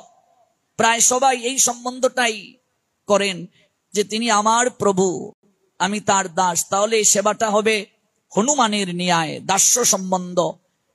চাকরের দায়িত্ব যেমন মালিকের সেবা করা, তেমনি ভাবে আমরা গোবিন্দের চাকর, একমাত্র মালিকের সেবাই আমাদের পরমানন্দ। না বাৎসল্য সম্বন্ধ। যদি বাৎসল্য সম্বন্ধ হয় তাহলে গোবিন্দ আমার সন্তান, তাহলে এইভাবে তাকে ভালোবাসতে হবে। বাৎসল্য সম্বন্ধটা সবচেয়ে মায়েদের ক্ষেত্রেই বেশি প্রযোজ্য। এটা মায়েরা যেভাবে খুব সহজে, কারণ মায়েদের মাঝে তো ভগবান অটোমেটিক একটা বাৎসল্য প্রেম দিয়ে দেন। একটা নারীর মাঝে অবচেতন ঢাকনা, ঢাকনাটা যখন তোলা হয় তখন বের হয়। কিন্তু সৃষ্টির সঙ্গে সঙ্গে একটা নারীকে যখন সৃষ্টি করা হলো, সৃষ্টির সঙ্গে সঙ্গে তার মাঝে সহিষ্ণুতা দিয়ে দিয়েছেন। এই জন্য প্রসব বেদনাটা নারীকে দিয়েছেন ভগবান, কারণ তার মাঝে সহ্য শক্তি পুরুষের থেকে কোটি কোটি গুণ বেশি। একটা নারীর সহ্য শক্তি পুরুষের থেকে কোটি কোটি গুণ বেশি। এটা সৃষ্টির সঙ্গে তাকে দিয়ে দিয়েছেন। মমতা সৃষ্টির সঙ্গে সঙ্গে একটা নারীকে দিয়ে দিয়েছেন। এবং গুছ গাছ করার প্রবণতা, এটা সৃষ্টির সঙ্গে সঙ্গে একটা নারীকে দিয়েছেন। এটা একটা পুরুষকে দেননি। একটা পুরুষ যতই বলা হয় একটা নারীর মতো সংসার গুছিয়ে রাখতে পারবে না, সম্ভবই নয়। এটা নারীকে দিয়েছেন ভগবান, তার মাঝে মমতা দিয়েছেন, তার মাঝে প্রীতি দিয়েছেন। প্রীতির দ্বারা খুব সহজে সে সন্তানকে বশ করে রাখতে পারে, স্নেহ দ্বারা। এই বাৎসল্যটা মায়েদের মাঝে বেশি। এবং একটা পুরুষ যখন বাবা হয়, তখন দেখবে তার সকল কিছু বিসর্জন দিয়ে দেয় সন্তানের মুখের দিকে তাকিয়ে। একটা পুরুষ তার অনেক আকাঙ্ক্ষা থাকে, চাহিদা থাকে, কিন্তু সে যখন সন্তান প্রাপ্ত হয়, বাবা ডাক যখন শুনে, তখন তার চাহিদা বিসর্জন হয়ে যায়। তখন তার সন্তানের সুখটা তার কাছে প্রাধান্য দেয়। এটা বাৎসল্য। আর সবচেয়ে যে সম্বন্ধটা গভীর, ধীরে ধীরে যে সম্বন্ধে আমাদের যেতে হবে, একদিন না একদিন আমাদেরকে শ্রীমান মহাপ্রভু জানালেন যে সম্বন্ধ স্থাপন করতে হবে ভগবানের সঙ্গে, সেটা হলো মধুর রসের সম্বন্ধ। এটি হলো সর্বশ্রেষ্ঠ সম্পর্ক। এই সম্পর্কটাকে বলে ভগবান আমার পতি। ভগবান আমার পতি, এটাই হলো মধুর রস। এই মধুর রসেই হলো রাস হলো। এটাই হলো সাধকের একমাত্র ভজনের চরম পরিণতি, মধুর রসের সম্বন্ধ। ব্রজ গোপিকারা এই মধুর রসে গোবিন্দকে ভজন করেছেন। এই জন্য একটা নারীর দুজন পতি, জগৎপতি হলো আসল, আর যাকে তিনি গ্রহণ করলেন এই পতি তাকে জগৎপতির কাছে নিয়ে যেতে সহায়তা করবে। এবার এই পতি যদি তাকে ভক্তিতে বাধা দেয়, ভজন করতে বাধা দেয়, তাহলে তো সে পতি নয়। মানে পতি হতে যে যোগ্যতা কথা শাস্ত্র বলছেন, সে কখনো পতি হতে পারে নাই। একটা নারী যদি বিধবাও হয়ে যায়, তার এই পতি মারা গেছে, এরপরেও সে শাস্তে পারবে জগৎপতির জন্য। কারণ একটা নারীর মূল পতি হলো জগৎপতি। আপনারা পদ্মপুরাণ যখন পড়বেন, সেই পদ্মপুরাণ পড়তে গিয়ে দেখবেন একটা চমৎকার লীলা রয়েছে পদ্মপুরাণে। পদ্মপুরাণেই কার্তিকের বেশি মাহাত্ম্য আছে। উত্তরখণ্ড যখন আপনারা পড়বেন, সেখানে অধ্যায় হলো 88 এবং 89। এই 88 এবং 89 যে অধ্যায়গুলো আছে, এখানে দেখবেন একটা চমৎকার লীলা আছে। চমৎকার লীলাটা কি? লীলাটা হলো যে সত্যযুগের শেষ ভাগে মায়াপুরীতে, মায়াপুরী কোনটা? হরিদ্বার। ওই হরিদ্বারে দেবশর্মা নামক অত্রিকুলজাত একজন ব্রাহ্মণ বাস করতেন। সূর্যের তিনি আরাধনা করতেন, বেদ শাস্ত্রে তিনি পারঙ্গম, অতিথি বৎসল, অগ্নিহোত্র, সূর্যব্রত এগুলো সবসময় তিনি পালন করতেন। প্রতিদিন সূর্য আরাধনা করার কারণে সূর্যের ন্যায় জ্যোতি তার শরীরে প্রাপ্ত হয়ে গেছে। সূর্যের বিশেষ কৃপা প্রাপ্ত তিনি। তার স্ত্রীকে নিয়ে সংসার ভালোই কাটছে। বহু বছর পর তার এক কন্যা সন্তান হলো। দীর্ঘদিন তিনি সন্তানহীন ছিলেন। সূর্যের কৃপায়, সূর্য আরাধনা করে তিনি একটি সন্তান চাইতেন, যে দীর্ঘদিন যাবৎ বিবাহ হলো, আমার স্ত্রী মা ডাক শুনতে পাইনি, আমি বাবা ডাক শুনতে পাইনি। একটা নারী, একটা পুরুষ বিবাহের পর চায়, তার অবচেতন মনে একটা ধারণা থাকে, অবচেতন মনে একটা কামনা থাকে, আমার একটা সন্তান হবে, আমায় মা বলে ডাকবে, আমার স্তনদুগ্ধ পান করবে, আমি বাৎসল্য রস একটু আস্বাদন করব। একটা নারী প্রসব বেদনা ভুলে যায় যখন প্রথম সন্তানটাকে কুলে নেয়। এই যে একটু আগে এত যন্ত্রণা পেল, সন্তানটার মুখ দেখার সঙ্গে সঙ্গে সকল দুঃখ কোথায় যেন উড়ে যায়, কোথায় যেন হারিয়ে যায়। একটা পুরুষ যখন প্রথম বাবা ডাকটা শুনতে পায়, একটা সন্তানকে প্রথম যখন কুলে তুলে নেয়, এই যে অনুভূতি, এটা একমাত্র একটা পুরুষ বিয়ের পর যখন বাবা হয়ে প্রথম সন্তানটাকে কুলে নিয়েছে আর সন্তানের দিকে তাকিয়েছে, এটা সে ব্যতীত আর কেউ বলতে পারবে না। এই যে ফিলিংটা, এই এক্সপ্লেন কেউ করতে পারবে না। এই জন্য তিনি প্রার্থনা করতেন সূর্য নারায়ণের কাছে, আমার একটা সন্তান দাও প্রভু। একটা কন্যা সন্তানের জন্ম হলো। ওই কন্যাটা যখন কৈশোরে পড়লেন, তখনই মা মারা গেলেন। সন্তানটাকে নাম রাখলেন গুণবতী, সর্বগুণে গুণান্বিত, এত সুন্দরী, সর্বদিক থেকেই গুণের অধীশ্বরী তিনি। কিন্তু কৈশোরে পড়া মাত্রই মা দেহ রাখলেন। দ্বিতীয়বার আর তিনি বিবাহ করলেন না। ওই মেয়েটাই তার কাছে সকল কিছু। মেয়েটাকে তিনি মানুষের ন্যায় মানুষ করার জন্য সকল কিছু দিলেন। পিতার স্নেহ দিলেন, মাতৃ বাৎসল্য দিলেন, মাতৃ আশিস দিলেন। তিনি মা, তিনি বাবা। তাকে ধীরে ধীরে সর্বশাস্ত্রে পারঙ্গমও করলেন। যৌবনে পড়ল মেয়েটা। বাবার একটাই চিন্তা, যে মাতৃ নামে সঠিক সময়ে যদি তাকে দান না করি, আমি যদি তাকে বিবাহটা না দিতে পারি, কতজন কত কথা বলবে। যদি মা বেঁচে থাকতো তাহলে সঠিক সময়ে বিয়ে হতো, বয়স হয়ে যাচ্ছে, মেয়েটার বিয়ে হচ্ছে না, এটা চিন্তা করছেন যে কতজন কত কি বলবে, কিন্তু কার শুনে দেব, আমারও তো আর কেউ নাই, দেখাশোনা করার কেউ নাই, কার শুনে মেয়েটাকে বিয়ে দেব। তাই তিনি তার শিষ্যদের মাঝে প্রধান একজন শিষ্য, যার নাম চন্দ্র, ওই চন্দ্রকে তিনি একদিন ডেকে বললেন, দেখো তুমি আমার শিষ্য, আমি তোমার গুরুদেব, তোমাকে আমি একটা কথা বলতে চাই। আগে গুরুদেব আপনি বলুন, আদেশ করুন, কি চান? না আমি কথাটা বলবো, কি করে যে বলি, আপনি বলুন, নির্দ্বিধায় বলুন। আমার একটাই কন্যা, তুমি তো আমার সব জানো, আমি চাই আমার এই কন্যাটাকে তুমি গ্রহণ করো, কারণ আমি তোমাকে সন্তান সম দেখি। শিষ্য তো সন্তানই হয়, মনে রাখবে। আমাদের দুবার জন্ম হয়, একবার হলো পিতার বীর্যে, মায়ের রজে, বীর্যে আর রজের মিলনে আমাদের জন্ম হলো। আরেকবার জন্ম হয় মন্ত্র বীর্যে।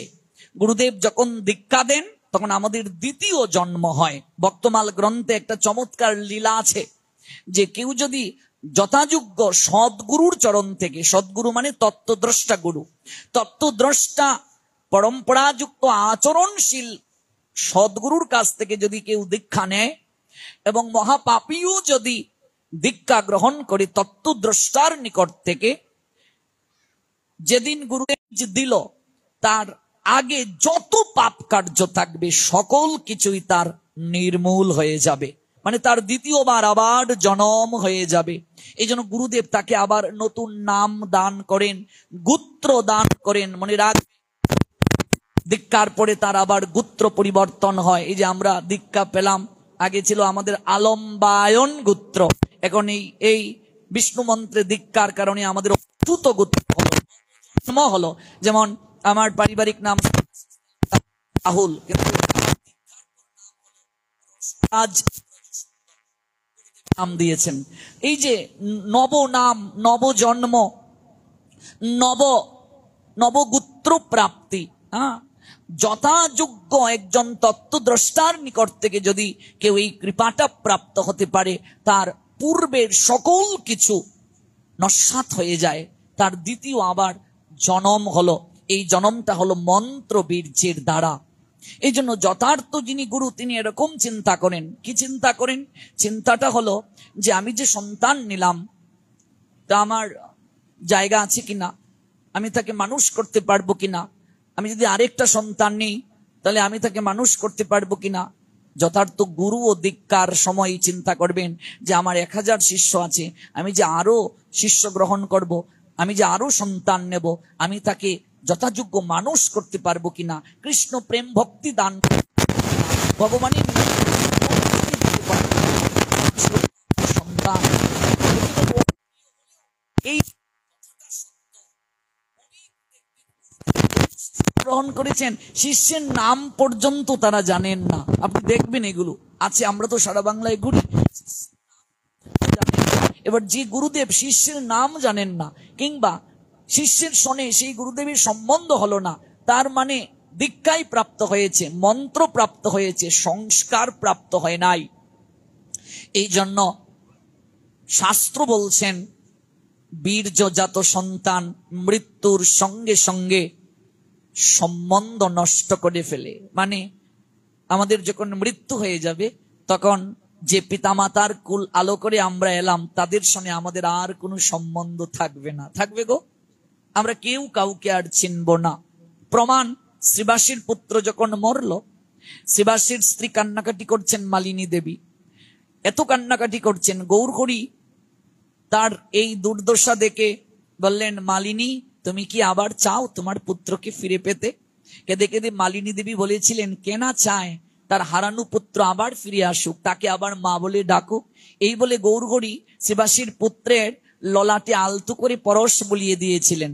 শিবাসীর পুত্রটা চোখ খুলে তাকালো, তাকিয়ে মায়ের দিকে আর তাকায় নাই। দেখুন লীলার তাৎপর্যটা কি। যে সন্তানের জন্য মা কান্না করছে, একটু আগে সন্তানটা দেহ রাখলো, মা কান্না করছেন, তুই আমায় ছেড়ে কোথায় গেলি, কি আমায় মা বলে ডাকবে? পুত্রটা চুপ করলো। মহাপ্রভু দেখাচ্ছেন জগৎজীবকে, দেখো কেউ মরে গেলে চলে গেলে আমরা যে তার জন্য কাঁদি, সে কিন্তু আমাদের দিকে আর ফিরে তাকায় না, তার সঙ্গে কিন্তু আমাদের আর কোনো সম্বন্ধ থাকে না। ওই কায়াটা পড়ে থাকে, কায়া মানে দেহ, শরীরটা পড়ে থাকে। এই শরীরের মাঝে তো আর কিছু নাই, শরীরের মাঝে অনুভূতি নাই, আত্মা নাই। এই জন্য ওই শরীর নড়ে না, চেতনা থাকে না, ভাব বিনিময় করতে পারে না। এই শরীরটাকে নিয়ে আমরা কান্নাকাটি করি। দেখবেন শরীরের উপর আমরা মস্তকটাকে বারবার ঠুকিয়ে ঠুকিয়ে নয়ন জল নিক্ষেপ করে করে কাঁদি, বাবা তুই আমায় ছেড়ে কোথায় গেলি। কিন্তু ও কিন্তু শুনতে পাচ্ছে না, ও কিন্তু কথা বলতে পারছে না, কারণ ভেতরে তো শক্তি নাই। মালিনী দেবী কান্না করছেন, প্রলাপ বকছেন, অথচ ছেলেটা চোখটা খুলে মায়ের দিকে তাকালো না। মা কান্না করছেন, মায়ের দিকে তাকালো না, সর্বপ্রথম তাকালো মহাপ্রভুর দিকে। কি কথাটা বলছেন জানেন? আমরা তো এই লীলা অনেকেই জানি, কিন্তু এই লীলার সূক্ষ্ম তাৎপর্যটা আজকে জেনে যান। প্রভুর দিকে তাকিয়ে সর্বপ্রথম শিবাসীর পুত্রটা বলেছিল, সর্বপ্রথম মায়ের দিকেও তাকায়নি, বাবার দিকেও তাকায়নি, প্রভুর দিকে তাকিয়েছে। তাকিয়ে সর্বপ্রথম বলেছিল, প্রভু, এই সংসারের ত্রিতাপ জ্বালা, এই জ্বালা বুঝি এখনো আমার শেষ হয় নাই। সর্বপ্রথম যে বাক্যটা উচ্চারণ করেছিল পুত্রটা, আমার যন্ত্রণার বুঝি আজও অবসান হয় নাই প্রভু। আমি কত আনন্দ লুকেছিলাম, ওই জায়গা থেকে তুমি আমাকে আবার নিয়ে এলে। এই দুঃখময় সংসারে তুমি আমাকে আবার ফিরিয়ে নিয়ে এলে। আমার বুঝি যন্ত্রণার অবসান হয় নাই। ওই আনন্দ লুক থেকে, হে আনন্দময়, জগৎ সংসারের লোক তোমাকে কতটুকু জানতে পেরেছে আমি জানি না, কিন্তু আমি উপলব্ধি করতে পেরেছি প্রভু, তুমি ভব নদী ঘাটের মাঝি। প্রভু, তুমি আমাকে আবার নিয়ে এলে, ওই দুঃখময় সংসারে আবার নিয়ে এলে। ওই আনন্দ লোক থেকে তুমি আমাকে আবার নিয়ে এলে। আমার কি অপরাধ, তুমি আমাকে আবার নিয়ে এলে। মা কান্না করছে পাশে বসে, মায়ের দিকে তাকিয়ে বলছেন না, প্রভুর দিকে তাকিয়ে বলছেন। প্রভু জগৎজীবকে শিক্ষা দিচ্ছেন, দেখো, যার জন্য তুমি কাঁদছ সে তোমাকে চিনে না, যার জন্য তুমি এত আকুল হচ্ছ সে তোমায় চিনে না। পুত্র, তোমার মা যে তোমার বিরহে কান্না করছেন, তোমার মা যে তোমার জন্য প্রলাপ বকছেন। এবার শ্রীবাসের পুত্র মালিনী দেবীর দিকে তাকালো। পুত্রটা মায়ের দিকে তাকিয়ে কথাটা বলে উঠল, মা, সংসারী পুত্রই কার, কন্যাই কার। মা, তুমি আমার জন্য কাঁদছ? আমার তো যাওয়ার সময় হয়ে গেছে। যার বিদায় ঘনিয়ে আসে তাকে আর ধরে রাখা যায় না। মাগো, একদিন তো জগৎ সংসার থেকে সবাইকে যেতে হবে। পুত্র বলছে মাকে, সবাইকে যেতে হবে, কিন্তু কজনার এই সৌভাগ্যটা হয়? হরিনাম সংকীর্তন যজ্ঞ চলছে, যিনি স্বয়ং এই যজ্ঞে নৃত্য করছেন, তুমি কতটুকু তাকে চিনতে পেরেছো আমি জানি না মা, কিন্তু এই নাম সংকীর্তন যজ্ঞে যিনি স্বয়ং নৃত্য করছেন, তিনি ভবের ঘাটের মাঝি, তার নামই বিশ্বম্বর, বিশ্বকে যিনি ধারণ করেন। ও মা, মা, আমার তো একদিন মৃত্যু হতোই, কিন্তু কত সৌভাগ্য, একটিবার আমার দিকে তাকাও, ভাবো, আমি এই মধুমাকা কৃষ্ণ নাম শ্রবণ করতে করতে এই জগৎ থেকে আমি বিদায় নিতে পেরেছি। আমি অন্তিমকালে অনুভব করেছি, আমি দেখেছি যে বিশ্বম্বর শচীনন্দন গৌর হরি এই আঙ্গিনায় নৃত্য করছেন। আমি দেখেছি তিনি ভবের ঘাটে বইটা হাতে নিয়ে তাকে তুলে নিয়েছেন। মা, যদি কাঁদতে হয় তুমি আমার নাম ধরে না কেঁদে একবার গৌর বলে ক্রন্দন করো। যদি কাঁদতে হয় হা গৌরাঙ্গ শ্রী গৌরাঙ্গ বলে কাঁদো, যদি কাঁদতে হয় গৌর বলে কাঁদো। গৌর বলে কাঁদলে তোমার দুঃখ দূর হবে, কিন্তু যদি আমায়, আমার নাম করে কাঁদো, তুমি কোনোদিন আমায় আর ফিরে পাবে না। এই এখন আমি তোমায় চিনি না, আমি আপন লোকে, আমি যাই, আমি যাই, আমি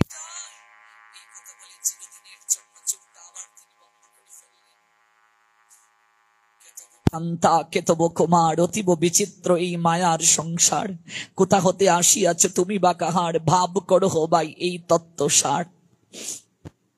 যত শীঘ্র আমরা বুঝবো ততই আমাদের কল্যাণ হবে। এজন্যই বারংবার শ্রবণ করা হরিকথা, এজন্যই সাধু সঙ্গে বারংবার আসা। আমরা যতক্ষণ শ্রবণ করি হৃদয়টা নির্মল হয়, যতক্ষণ শ্রবণ করি হৃদয়টা নরম হয়, যতক্ষণ আমরা শ্রবণ করি শক্তি থাকে। কিন্তু এই জায়গা থেকে বের হয়ে গেলে আবার আমাদের মাঝে ওই অবচেতন মায়া আবার সচেতন হয়ে যায়, আঁকড়ে ধরে আমাদেরকে, আবার আঁকড়ে ধরে আমাদেরকে, আবার আমাদেরকে যন্ত্রণায় ভরিয়ে দেয়, আবার আমাদেরকে কাঁদিয়ে দেয়। মায়া ত্রিগুণাত্মিকা, সহজে এ থেকে কেউ বের হতে পারে না। এই জন্য বীর্যজাত সম্বন্ধ মৃত্যুর সঙ্গে সঙ্গে শেষ হয়ে যায়, আর কোনো সম্পর্ক থাকে না। কিন্তু মন্ত্রজাত যে সম্বন্ধ, মানে অর্থাৎ পিতামাতার সঙ্গে সম্বন্ধ মৃত্যুর সঙ্গে সঙ্গে শেষ হয়ে যাবে। কিন্তু গুরুদেব যে আমাদেরকে মন্ত্র দিলেন, আমাদেরকে যে নবজন্ম দিলেন, ওই পারমার্থিক পিতা গুরুদেবের সঙ্গে আমাদের এই সম্বন্ধটা জন্ম জন্মান্তরের সম্বন্ধ। এই সম্বন্ধটা আমাদের কোনোদিন শেষ হবে না। আমাদের গুরুদেব সবসময় একটা কথা বলতেন, দেখো যে রক্তজাত যে ভ্রাতা ভগিনীর সম্বন্ধ আছে, এই সম্বন্ধটা মৃত্যুর সঙ্গে সঙ্গে শেষ হয়ে যাবে। কিন্তু গুরু ভ্রাতা গুরু ভগিনীর যে সম্বন্ধ, অর্থাৎ গুরু ভাই বোনের যে সম্বন্ধ, এটা শাস্ত্রেরই কথা, এটা এই জন্মেই শেষ হবে না। ওই পরম দামে পরলোকে একই সঙ্গে গুরু ভ্রাতা গুরু ভগিনীদেরকে গুরুদেব স্বয়ং ব্রজেশ্বরী প্রেমময়ীর সেবায় যুক্ত করে দেবেন। পরম ধামে পরমেশ্বরের সঙ্গে সম্বন্ধ করিয়ে দেবেন। এই জন্য গুরু ভ্রাতা ভগিনীর সম্বন্ধটা রক্তজাত ভ্রাতা ভগিনীর সম্বন্ধের থেকেও সুগভীর শাস্ত্র বলছেন। কিন্তু আমরা যারা এই শাস্ত্র জানি না, আমরা যারা অনুভব করি না, গুরু ভ্রাতা ভগিনীর মাঝে অনেক সময় দেখা যায় অহংকার, একজন আরেকজনকে নিম্নে রাখার প্রবণতা। কিন্তু না, শাস্ত্র তা বলেন নাই। শাস্ত্র বলেছেন এই সম্বন্ধটা জন্ম জন্মান্তরের সম্বন্ধ, এই সম্বন্ধটা সুগভীর সম্বন্ধ, মন্ত্রজাত সম্বন্ধ, চিরগভীর। এই সম্বন্ধের কখনো নষ্ট হয় না, এই সম্বন্ধের বিনাশ নাই। এই জন্য দেখবে মন্ত্রজাত সন্তানের দ্বারাও পরম্পরা হয়। সন্তান গুরুদেব ব্রহ্মচারী যদি হন, সন্ন্যাসী যদি হন, গুরুদেব সন্ন্যাসী বিয়ে করেননি, বাচ্চা কাচ্চা নাই, কিন্তু তার শিষ্যরাই তার সন্তান। শিষ্যরাই সন্তান, শিষ্যরাই তার সন্তান, তাদের দ্বারা পরম্পরা হয়। এই যে সম্বন্ধ, এটাই সনাতন শাস্ত্রের সর্বশ্রেষ্ঠ তত্ত্ব কথা। এই জন্য দেখবেন সনাতন শাস্ত্রে গুরুকে সর্বাগ্রে স্থান দেয়া হয়েছে, গুরুকে ভগবানের উপরে স্থান দেয়া হয়েছে। কি বলা হয়েছে? বিশ্বনাথ চক্রবর্তী ঠাকুর বলছেন, যস্য প্রসাদাৎ ভগবৎ প্রসাদ, যস্য প্রসাদাৎ। গুরুদেব যদি প্রসন্ন হন, ভগবান প্রসন্ন থাকেন। যস্য অপ্রসাদাৎ নগতি কুতপি। গুরুদেব যদি অপ্রসন্ন হন, যথার্থ গুরুদেব যিনি, তিনি যদি অপ্রসন্ন হন, তাহলে ভগবানও যদি তার উপর প্রসন্ন থাকেন, কোনো কিছু লাভ হবে না। যস্য অপ্রসাদাৎ নগতি কুতপি ধ্যায়ংস্তু বংস্তস্যু যশস্বী সন্দং বন্ধে গুরশ্রী চরণারবিন্দম। সনাতন দাস এটাকে আরো সুন্দরভাবে বললেন, কৃষ্ণ রুষ্ট হলে গুরু রাখিবারে পারে, গুরু রুষ্ট হলে কৃষ্ণ রাখিবারে নারে। আজকাল আমাদের গুরু নিষ্ঠাটা খুবই কম। দেখবেন কোন গুরুদেব আপনাকে চার্ট দিয়েছেন, আপনি জারি দীক্ষিত, তিনি আপনাকে চার্ট দিয়েছেন একাদশী এই দিন, এরপরও আপনার বিশ্বাস নাই। আপনি 10 জনকে জিজ্ঞেস করছেন একাদশী কোন দিন গো, একাদশী কোন দিন গো, একাদশী কোন দিন গো। তাহলে আপনার গুরু নিষ্ঠা কতটুকু, কতটুকু নিষ্ঠা বলুন? তাহলে আপনার যদি গুরুদেবের প্রতি নিষ্ঠাই না থাকে, বিশ্বাসই না থাকে, আনুগত্যই না থাকে, তাহলে কি ভজন হবে আপনার? কি ভজন হবে? একাদশী কোন দিন, একাদশী কোন দিন, চিৎকার শুরু হয়ে যায়। গুরুদেব চার্ট দিয়েছেন, গুরুদেব বলেছেন, এরপরও আমাদের নিষ্ঠা নাই। গুরুদেব বলেছেন এইভাবে করবে, এরপরও আমরা ছুটছি। কিভাবে করবো গো, কিভাবে করবো গো, কিভাবে করবো গো? কিছুই লাভ হবে না যতদিন পর্যন্ত এই নিষ্ঠা না আসবে। নিষ্ঠাটা কেমন? আচার্যগণ বলেন সতী নারীর ন্যায় নিষ্ঠা। সতী নারী যেমন পতি ব্যতীত আর কোনো কিছুই চিন্তা করে না, আর কোনো কিছুই তার ভালো লাগে না, আর কোনো স্পর্শ, আর কোনো চিন্তন, আর কোনো আক্ষের ন্যায় মনে হয় পাপ বলে গণ্য, অপরাধ বলে গণ্য। এমন যেদিন শিষ্যের গুরুদেবের প্রতি নিষ্ঠা থাকবে, এমন নিষ্ঠা যদি থাকে, তাহলেই যথার্থ ভজন হলো। এমন নিষ্ঠা, নিষ্ঠাটা কেমন দেখুন। শ্রীনিবাস আচার্য তার প্রিয় শিষ্য রামচন্দ্র কবিরাজকে বললেন, যাও, এই যে তুমি বিয়ে করে পালকিতে স্ত্রীকে চড়িয়ে গিয়েছিলে, আর 3 দিন কাঁদলে, বাসর করেও একটা কথা বললে না, তুমি সংসার ছেড়ে আমার কাছে চলে এলে, আমি তোমায় অনুমতি দিলাম, যাও তুমি স্ত্রী সঙ্গ করে এসো। গুরুদেব শিষ্যকে বললেন, আশ্রম থেকে যাও, স্ত্রী সঙ্গ করে এসো। কথাটা শোনার সঙ্গে সঙ্গে রামচন্দ্র কবিরাজের নয়ন বেয়ে অশ্রু ঝরতে শুরু করলো, অশ্রু ঝরতে শুরু করলো। বলছেন, গুরুদেব এ আপনি কেমন আদেশ আমায় দিলেন? আমাকে আবার আপনি সংসারে পাঠাচ্ছেন, স্ত্রী সঙ্গ করতে বলছেন, আবার আমাকে সংসারে চলে যাওয়ার কথা বলছেন। গুরুদেব, আপনি বটবৃক্ষের নিচে বসে ভাগবত কথা আস্বাদন করছিলেন, নিশ্চয় আপনার স্মরণে আছে। যদি কোনোদিন যান, আমি দর্শন করে এসেছি সেই বৃক্ষটা, যে বৃক্ষের নিচে বসে শ্রীনিবাস আচার্য ভাগবত কথা শ্রবণ করছিলেন। যদি কোনোদিন যান আপনারা শ্রীখণ্ডে যদি কোনোদিন যান, জাজি গ্রাম, আমার যাওয়ার সৌভাগ্য হয়েছিল। ওই বট বৃক্ষের নিচে বসে ভাগবত কথা আস্বাদন করছেন শ্রীনিবাস আচার্য আর রামচন্দ্র কবিরাজ। এই রামচন্দ্র কবিরাজের মামার বাড়ি আমাদের শ্রীহট্টে, অর্থাৎ তার মাতুলালয়ের পূর্বপুরুষদের নিবাস, দামোদর পণ্ডিত তাদের পূর্বপুরুষদের নিবাস আমাদের শ্রীহট্টে। এই রামচন্দ্র কবিরাজ বিয়ে করে মস্তকে মুকুট পরিয়ে, আগেরকার দিনে তো বউকে পালকিতে চড়িয়ে নিয়ে যাওয়া হতো, বউকে পালকিতে চড়িয়ে বাজনা বাজিয়ে, মানে সানাই বাজিয়ে বাজিয়ে এই জাজি গ্রামের পাশ দিয়ে যাচ্ছেন। জাজি গ্রামের পাশ দিয়ে হঠাৎ করে যখন এইদিকে যাচ্ছেন, বাজনাটা থেমে গেল। কারণ কি? কারণ একটা ভাগবত পাঠ হচ্ছে, তো এই জন্য বাজনাটা থেমে গেল। একদম পাশ দিয়ে যাচ্ছে এই বটবৃক্ষ, বৃক্ষটা এখনো আছে, সেই বৃক্ষ। আমরা গিয়ে সেখানে গড়াগড়ি দিয়েছি, প্রণাম দিয়েছি। এই জায়গায় শ্রীনিবাস আচার্য বসে ভাগবত কথা আস্বাদন করছেন। পাশ দিয়ে রামচন্দ্র কবিরাজ নববিবাহিত যৌবনে পদার্পণরত যুবক, অপূর্ব সুন্দর, কাঁচা সোনার মতো গায়ের বরণ, বউ নিয়ে যাচ্ছেন। বাজনাটা থেমে গেল, যেহেতু ভাগবত পাঠ হচ্ছে। শ্রীনিবাস আচার্য চমকে উঠলেন, ভক্তদেরকে বলছেন তাকিয়ে দেখো, এরকম অঙ্গুলি নেড়ে বলছেন তাকিয়ে দেখো, ছেলেটা কত সুন্দর, কাঁচা সোনার মতো গায়ের বরণ, তো দেখো কত সুন্দর, একেবারে হলুদের নিয়ায়। আহা, এই যে দেহটা যদি গোবিন্দ সেবায় লাগাতে পারত, কামিনীর ভোগে লাগালো। শুধু এই কথাটা বললেন আর তাকালেন কার দিকে?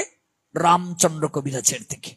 আহা, যদি ভগবানের সেবায় লাগাতে পারত, কামিনীর সেবায় লাগালো।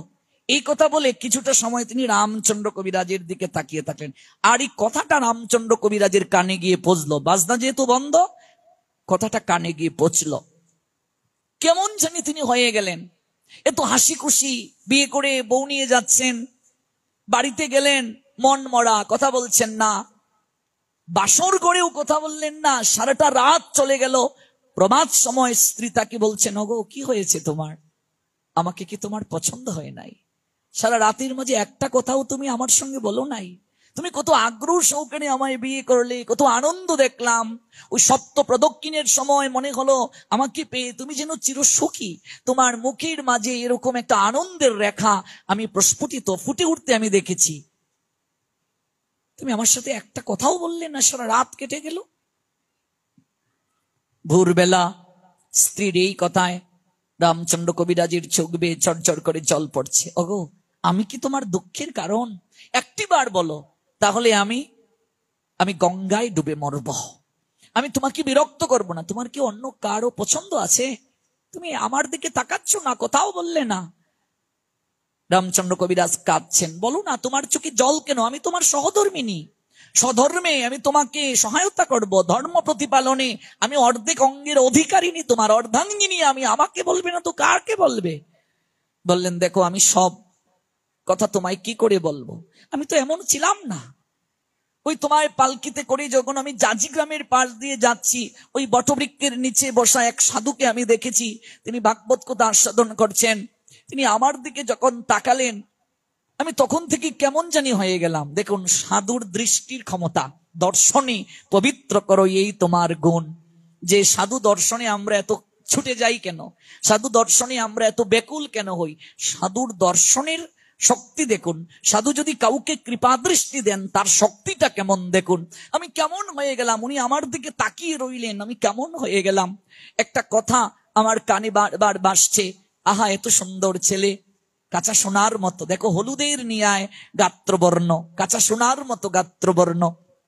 ওই দেহটা কামিনীর ভোগে লাগালো। যদি গোবিন্দ সেবায় দেহটা দিত, আহা জীবনটা ধন্য হয়ে যেত। তখন থেকে আমার কিছুই ভালো লাগছে না। ওগো, ওগো, আমার কিছুই ভালো লাগছে না। পারবে? তুমি তো বললে তুমি আমার সহধর্মিনী, তুমি তো বললে তুমি আমার অর্ধাঙ্গিনী। আমি তোমার কাছে আজ বাসর রাতে একটা ভিক্ষা চাইছি, তুমি পারবে আমায় দিতে? কি চাও তুমি বলো, পারবে? সারাটা জীবন প্রিয়াজির মতো সন্ন্যাসিনীর নিয়ায় জীবন কাটিয়ে আমাকে সাজিয়ে হাসি মুখে আমাকে বিদায় দিতে সংসার থেকে পারবে? ভাবুন, একটা নববিবাহিত ছেলে তার মনটা কেমন পরিবর্তন হয়ে গেল। দর্শনে পবিত্র করো, এই তোমার গুণ। নরোত্তম দাস ঠাকুরের যে কথাটা এমনিতেই নয়, দর্শনে পবিত্র করো এই তোমার গুণ। কাঁদতে কাঁদতে বলছে, ওগো আমি পারবো না। এমন তো কথা ছিল না, ওগো এমন তো কথা ছিল না, আমি সারা জীবন কেমন করে কাটাবো, এমন তো কথা ছিল না। কি বলছো তুমি? রাতের আধারেই সুযোগ বুঝে পালিয়ে চলে গেলেন। যে স্থানটায় গিয়ে লুটিয়ে পড়েছিলেন, আমি এই স্থানটায় গড়াগড়ি দেওয়ার সৌভাগ্য প্রাপ্ত হয়েছি। যদি কোনোদিন যান, এখন পূর্ব বর্ধমানে পড়েছে, সেটি যাবেন, দর্শন আসবেন করে। লুটিয়ে পড়লেন, গিয়ে কাঁদতে কাঁদতে বললেন, কি আছে আপনার মাঝে? আপনি এমন কেন? আপনি কি আছে আপনার এই দৃষ্টি শক্তির মাঝে? কি আছে আপনার মুখনিসৃত কথার মাঝে? হ্যাঁ, একটা সংসারীকে আপনি ঘর ছেড়ে বের করে নিয়ে এলেন। আমি পালকিতে চড়িয়ে বউ নিয়ে যাচ্ছিলাম, আমি থাকতে পারিনি, আপনি পাগল করে আমায় নিয়ে এসেছেন। সারাটা জীবনের জন্য আমি আপনার চরণে ছুটে এসেছি, আপনি বাকিটা জীবন আপনার মতো করে আমাকে সাজিয়ে নিন। একবার হা গোবিন্দ, প্রাণ গোবিন্দ বলে কাদার সুযোগ দিন, সেবার সৌভাগ্য দান করুন। আমি আর গৃহে ফিরে যেতে চাই না, আমি আর গৃহে ফিরবো না। ওরে আমি জানতাম তুই আসবে, সংসার সবার জন্য নয় রে। আমি তোর দিকে তাকিয়ে আমি চেয়েছিলাম, তোর জন্য সংসার নয়। তুই যদি সংসারে যাস, সংসারে যারা মায়ার বিছানায় ঘুমিয়ে আছে তাদের ঘুমকে ভাঙাবে রে। এই জন্য তোকে জাগ্রত করতে হবে। আমি এই 3টা দিন কেঁদেছি তোর জন্য, গোবিন্দ চরণে তুলসী দিয়েছি তোর জন্য। গোবিন্দ আমার ডাক শুনেছেন রে, তুই চলে এলি। প্রিয় শিষ্য হলেন রামচন্দ্র কবিরাজ। আজকে তিনি বললেন, স্ত্রী সঙ্গ করে আসো। ব্যাপারটা মেনে নেওয়া যায়? গুরুদেব আপনি আমায় পাঠাচ্ছেন, আপনাদের কি বুঝাতে চাচ্ছি? প্রসঙ্গ নিষ্ঠা। গুরু বাক্যে নিষ্ঠা কেমন হবে? গুরু বাক্যে কেমন নিষ্ঠা হবে? আজকে কয়েক শত কল ধরতে হলো, একাদশী কোন দিন? অথচ আমি বলি আপনার গুরুদেবের 4টে কোন দিন? কয় আজকে। তাহলে আপনি আমায় জিজ্ঞেস করছেন কেন? তার মানে 4টে আছে, অথচ একাদশী কোন দিন? এটা কিভাবে করব? মানে গুরু নিষ্ঠার অভাব দেখুন কত আমাদের। আপনি যার কাছ থেকেই দীক্ষা নেন, আপনার গুরুদেবের কাছ থেকে আপনি দীক্ষা নিয়েছেন, নিষ্ঠাটা তেমন হবে, নিষ্ঠা ব্যতীত হবে না। যদি নিষ্ঠা নড়বড়ে হয়ে যায়, সন্দেহের বীজ ভিতরে ঢুকে যায়, কিচ্ছু হবে না। ভজন এখানেই শেষ, ভজন শেষ হয়ে গেল। কাঁদতে কাঁদতে বলছেন, আপনি আমায় স্ত্রী সঙ্গ করা করতে যাব। যাও কিছুকাল স্ত্রী সঙ্গ করে আসো। রামচন্দ্র কবিরাজ ভাবছেন, গুরুদেব আমায় আদেশ দিলেন, আমি তো কিছুই বুঝতে পারছি না। প্রণাম দিয়ে বলছেন, গুরুদেব আপনি আমায় পাঠাচ্ছেন, আমি জানি না কেন, আমার নিশ্চয় কোনো অপরাধ আছে, নইলে আপনি আমাকে সংসারে পাঠাবেন। আমি যাই। গুরুদেবের চরণে প্রণাম দিয়ে রামচন্দ্র কবিরাজ ছুটলেন। আচ্ছা ভাবুন তো, বিয়ে করে বাসর রাতে যে মেয়ে রেখে চলে এলো, সেই মেয়েটা যখন আবার জানলো স্বামী ফিরে এসেছেন, তার কতটা আনন্দ হবে ভাবুন তো। যখন দেখলেন স্বামী এলেন, আনন্দে আত্মহারা হলো, নিজেকে শৃঙ্গার করলো, আয়নায় তাকালো, আর কেঁদে কেঁদে বলছে, এই প্রথম আমি আয়নায় আমার নিজের মুখচ্ছবিটা ভালো করে দেখছি। কারণ একজন নারী সাজবে তার স্বামীর জন্য, আর সাজবে তার জগৎ স্বামীর জন্য। তুমি চলে গেছো, আমি এই সাজ কাকে দেখাবো? তুমি চলে গেছো, আমি সেজে গুজিয়ে আমি কাকে দেখাবো? শৃঙ্গার করলেন। রাত্রিবেলা শয়ন কক্ষে প্রবেশ করলেন। দীর্ঘকাল পরে স্বামীর দর্শন, স্বামীর দিকে তাকিয়ে একটা কেবল প্রশ্ন করলেন, আচ্ছা এই যে তুমি আমায় বাসর রাতে রেখে গেলে, তোমার গুরুদেব তোমাকে কি আমার থেকেও বেশি ভালোবাসেন? একটা শুধু প্রশ্ন করলেন। সারা রাত গুরুদেবের মহিমা বলতে বলতে প্রভাত হয়ে গেল। আর এমন ভাবে বলছেন, স্ত্রীর যে ইচ্ছা ছিল অনেকদিন পর তিনি স্বামীর অধিকার পাবেন, সেই ইচ্ছেটাও তিনি আর ব্যক্ত করতে পারলেন না। সারাটা রাত কেটে গেল, গুরুদেবের মহিমা বলতে বলতে রাত প্রভাত হয়ে গেল। হঠাৎ বলছেন, প্রভাত হয়ে গেল, আমি এবার যাই। চলে যাবে? হ্যাঁ আমি যাই। গুরুদেবের মহিমা বলতে বলতে প্রভাত হয়ে গেল। স্ত্রী বলছেন, ওগো যাবে? শুনে যাও, একটা কথা শুনে যাও। পিছনে ফিরে আবার তাকালেন রামচন্দ্র কবিরাজ, তুমি আমায় ক্ষমা করো, তুমি আর কোনোদিন ফিরে এসো না। তুমি যা বললে ওই কোটি গুণের এক গুণও আমি তোমায় ভালোবাসতে পারিনি। এটাই প্রকৃত ভালোবাসার আশ্রয়স্থল। আমি আর কোনোদিন তোমার জন্য দুঃখ করব না। ওগো তুমি আর কোনোদিন ফিরে এসো না। ছুটলেন। হঠাৎ মনে হলো গুরুদেব বলেছিলেন স্ত্রী সঙ্গ করার জন্য, এটা তো করিনি। আবার তিনি দৌড়ে এলেন, এসে শুধু স্ত্রীকে একটু আলিঙ্গন দিলেন। আবার তিনি চলে গেলেন। যখন আলিঙ্গন দিলেন, সিঁদুরটা একটু লেফটে গেল, অর্থাৎ একটু সিঁদুর লেগে এলো। এইভাবে যখন আশ্রমে প্রবেশ করলেন, নরোত্তম দাস ঠাকুর ঝাড়ু দিচ্ছেন তখন আশ্রমে। হঠাৎ দেখলেন রামচন্দ্র কবিরাজ আশ্রমে প্রবেশ করেছে, তার গালের মাঝে সিঁদুর লাগা। সঙ্গে সঙ্গে বলেন, বের হয়ে যা হতচ্ছাড়া কোথাকার, গৃহ থেকে ফিরলি, স্ত্রী সঙ্গ করে এলি, স্নান না করে আশ্রমে প্রবেশ করেছিস, আবার সিঁদুর লেগে আছে গালে, বের হয়ে যা, তোর মুখ আমি দেখতে চাই না। এই কথা বলে ঝাড়ুটা হাতে নিয়ে এমন করে পেটাতে শুরু করলেন নরোত্তম দাস ঠাকুর। একটা একটা করে রামচন্দ্র কবিরাজের গায়ে ঝাড়ু দিয়ে আঘাত করছেন। কিন্তু একটিবারও রামচন্দ্র কবিরাজ বলছেন না যে আমি স্ত্রী সঙ্গ করিনি, আমি গুরু বাক্য পালন করতে কেবল গিয়েছিলাম। সারা রাত গুরুদেবের মহিমা বলতে বলতে প্রভাত হয়ে গেল। আসার সময় গুরু বাক্য পালন করতে কেবল একটু তাকে আলিঙ্গন দিয়ে এলাম। কিন্তু আমি যে তাকে আলিঙ্গন দিয়ে এসেছি, এর আগে আলিঙ্গন দেইনি। যখন সারা রাত গুরু মহিমা শুনে আমার স্ত্রী আমাকে কেঁদে কেঁদে বলেছিল, ওগো তুমি আর কোনোদিন আমার কাছে ফিরে এসো না। আমি ভেবেছিলাম তুমি কষ্টে আছো, কিন্তু কোটি গুণের এক গুণ আমি তোমায় ভালোবাসা দিতে পারিনি। ওগো আমি তোমায় একটু প্রণাম দেব, এই প্রণামটা আমি তোমাকে বৈষ্ণব জ্ঞানে দিচ্ছি। এই জন্য আমি তাকে একটু আলিঙ্গন দিয়ে এলাম। এটা তিনি বলেননি, কারণ নরোত্তম দাস ঠাকুর জ্যেষ্ঠ কনিষ্ঠকে শাসন করবে। আজকাল তো আমাদের পরম্পরায়, বিশেষ করে বৈষ্ণবীয় পরম্পরায়, কোন জ্যেষ্ঠ ভক্ত, সিনিয়র ভক্ত যদি কাউকে শাসন করে, গুরুদেব যদি শিষ্যকে শাসন করেন, শিষ্য পর্যন্ত গুরু ত্যাগ করে ফেলে, গুরুদেবের চরিত্রে কালিমা লেপন করে দেয়। আর জ্যেষ্ঠ গুরু ভাই কাউকে শাসন করবে, শাসন করলে সেটা মেনে নেবে। দেখুন আমাদের শাস্ত্রের ভজনের মূল থিমটা কি, এটা না জানলে হবে না। নরোত্তম তাকে ঝাড়ু দিয়ে আঘাত করলেন, কিন্তু একটিবারও কিচ্ছু বললেন না। নীরবে নিবৃতে সকল আঘাত সহ্য করে স্নানে চলে গেলেন। নরোত্তম দাস ঠাকুর সকল কার্য সারলেন। গুরুদেবের শরীরে তিনি তেল মালিশ করতে রুদ্রে বসলেন। হঠাৎ দেখেন গুরুদেবের পিঠের মাঝে কালো কালো দাগ দেখা যাচ্ছে। নরোত্তম দাস ঠাকুর, তার গুরুদেব কিন্তু লোকনাথ গোস্বামীপাদ আপনারা জানেন, কিন্তু শ্রীনিবাস আচার্যকে তিনি শিক্ষাগুরু রূপে গ্রহণ করেছিলেন। ওই শ্রীনিবাস আচার্য শিক্ষাগুরু দীক্ষাগুরু অভেদ, একই তত্ত্ব, একই মুদ্রার এপিটপিট। তিনি যখন তেল মালিশ করবেন, বলছেন, গুরুদেব আপনার এই পিঠে তো কালো কালো দাগ দেখা যাচ্ছে, এগুলো কি? বলছে, এগুলো পুরস্কার প্রাপ্ত হয়েছি, গুরু বাক্য পালন করতে গিয়ে পুরস্কার। আপনি আপনার গুরু বাক্য পালন করতে গিয়ে পুরস্কার পেয়েছেন? বলছে, এগুলো ঝাড়ুর আঘাত। ঝাড়ুর আঘাত কে করলো? আপনাকে। অবাক হচ্ছেন, পায়ের নিচে যেন মাটিটা সরে গেল।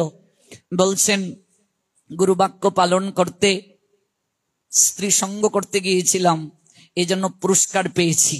সঙ্গে সঙ্গে নরোত্তম দাস ঠাকুরের মাথাটা যেন ঘুরে গেল, পায়ের নিচ থেকে মাটিটা যেন সরে গেল। সঙ্গে সঙ্গে লুটিয়ে পড়লেন চরণে, আপনি আমায় কৃপা করে ক্ষমা করে দিন।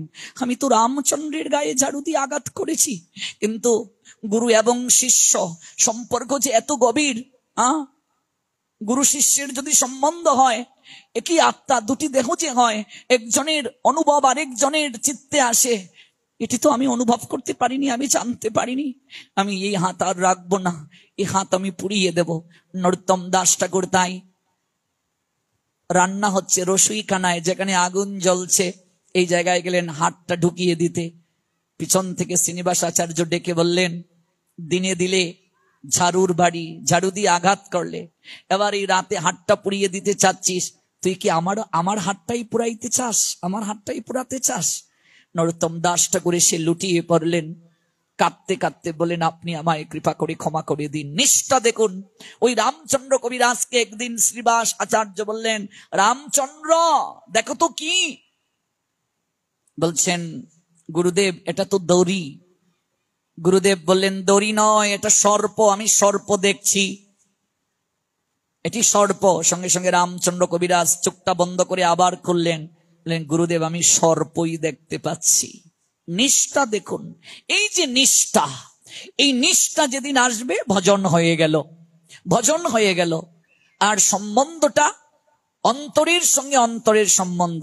তাই আজ স্বয়ং দেবশর্মা তার শিষ্য চন্দ্রকে বলছেন, তুমি আমার প্রিয় শিষ্য, প্রিয় শিষ্য তুমি আমার, তোমার কাছে আমি আমার কাছে চাইবেন আর সংকুচতা করছেন, আদেশ করুন, আমার মেয়েটাকে আমি তোমার হাতে সমর্পণ করে দিতে চাই।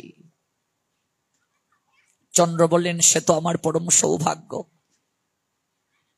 গুণবতীকে গ্রহণ করলেন চন্দ্র। বিবাহ হলো। 7 দিন বিবাহের পেরিয়ে গেল, দাম্পত্য জীবন সুখের হলো না। বৈধব্য ব্রত এসে গেল গুণবতীর জীবনে।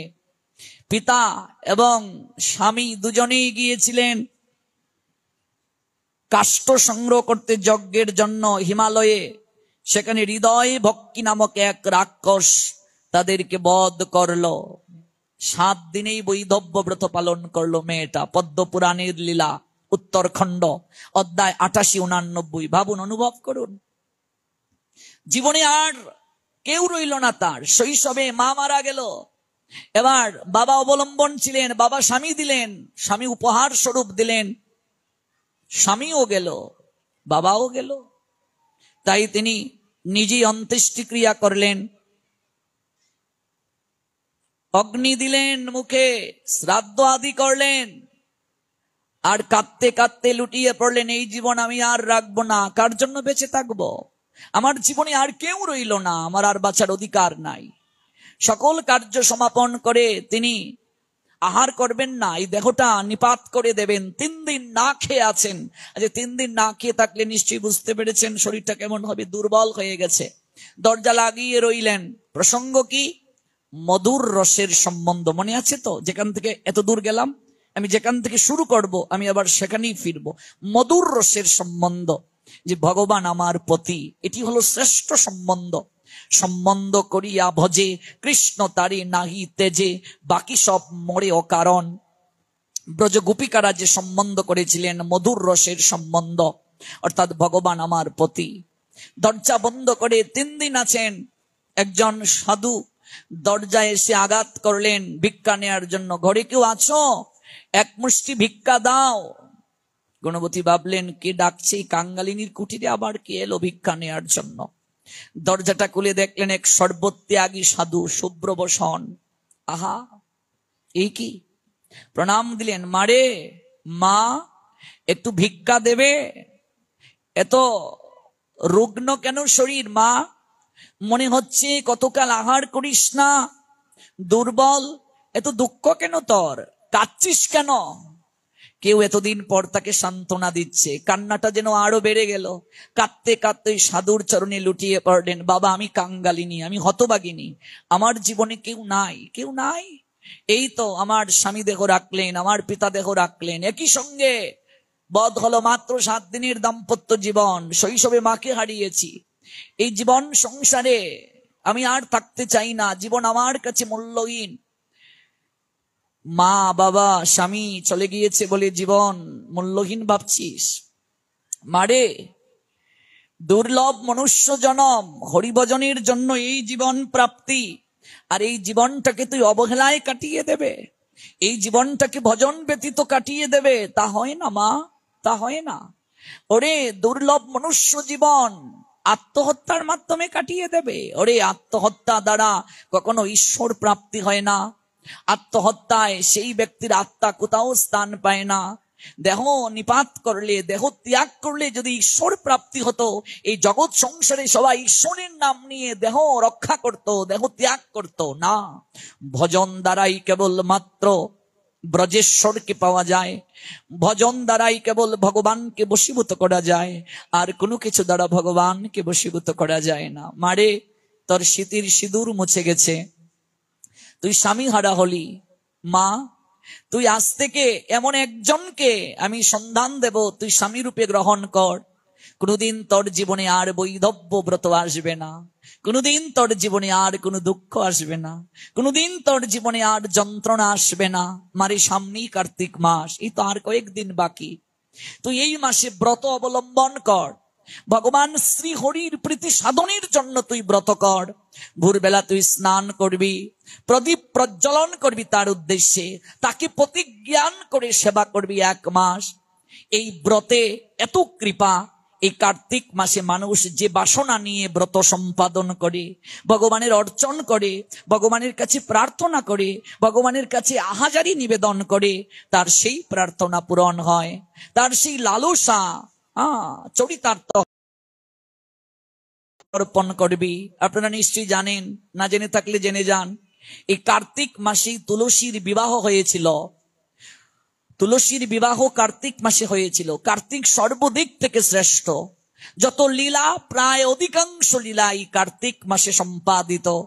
এই জন্য এই কার্তিক মাসে যদি কেউ কৃষ্ণ বল্লভা দেবী তুলসী তার হইতুকি কৃপা প্রাপ্তি হয়। নারায়ণের সঙ্গে এই তুলসীর গোলক বৃন্দাবনে সেবা প্রাপ্তির অধিকার প্রাপ্ত হয়েছিল কার্তিক মাসে। এই জন্য আমরা কৃষ্ণ বল্লভা, হরি বল্লভা তুলসীর কাছে প্রার্থনা করি যে তুমি যদি কৃপা করো, তুমি যদি আমার প্রতি প্রসন্ন হও, তাহলে কারণ প্রভুর সঙ্গে তার প্রেয়সী সম্বন্ধ, তত্ত্ব তুলসী, রাধারানীরই অংশ সদৃশা তুলসী। তুলসী হলো প্রেয়সী তত্ত্ব। তিনি যদি অধিকার দেন, সঙ্গে সঙ্গে যুগল ভজনের অধিকার প্রাপ্তি হয়ে যায়। এই জন্য কার্তিকে তুলসী দান করুন প্রভুর চরণে। 108টা যদি চন্দন চর্চিত করে আপনার ইচ্ছাকে নিবেদন করে গোবিন্দের চরণে, গৌর চরণে, ভগবান শ্রী হরির চরণে তুলসী দান করেন। ওই তুলসীর এত শক্তি, এই তুলসীর শক্তিতে গোলক বিহারী ভুলকে নেমেছিলেন।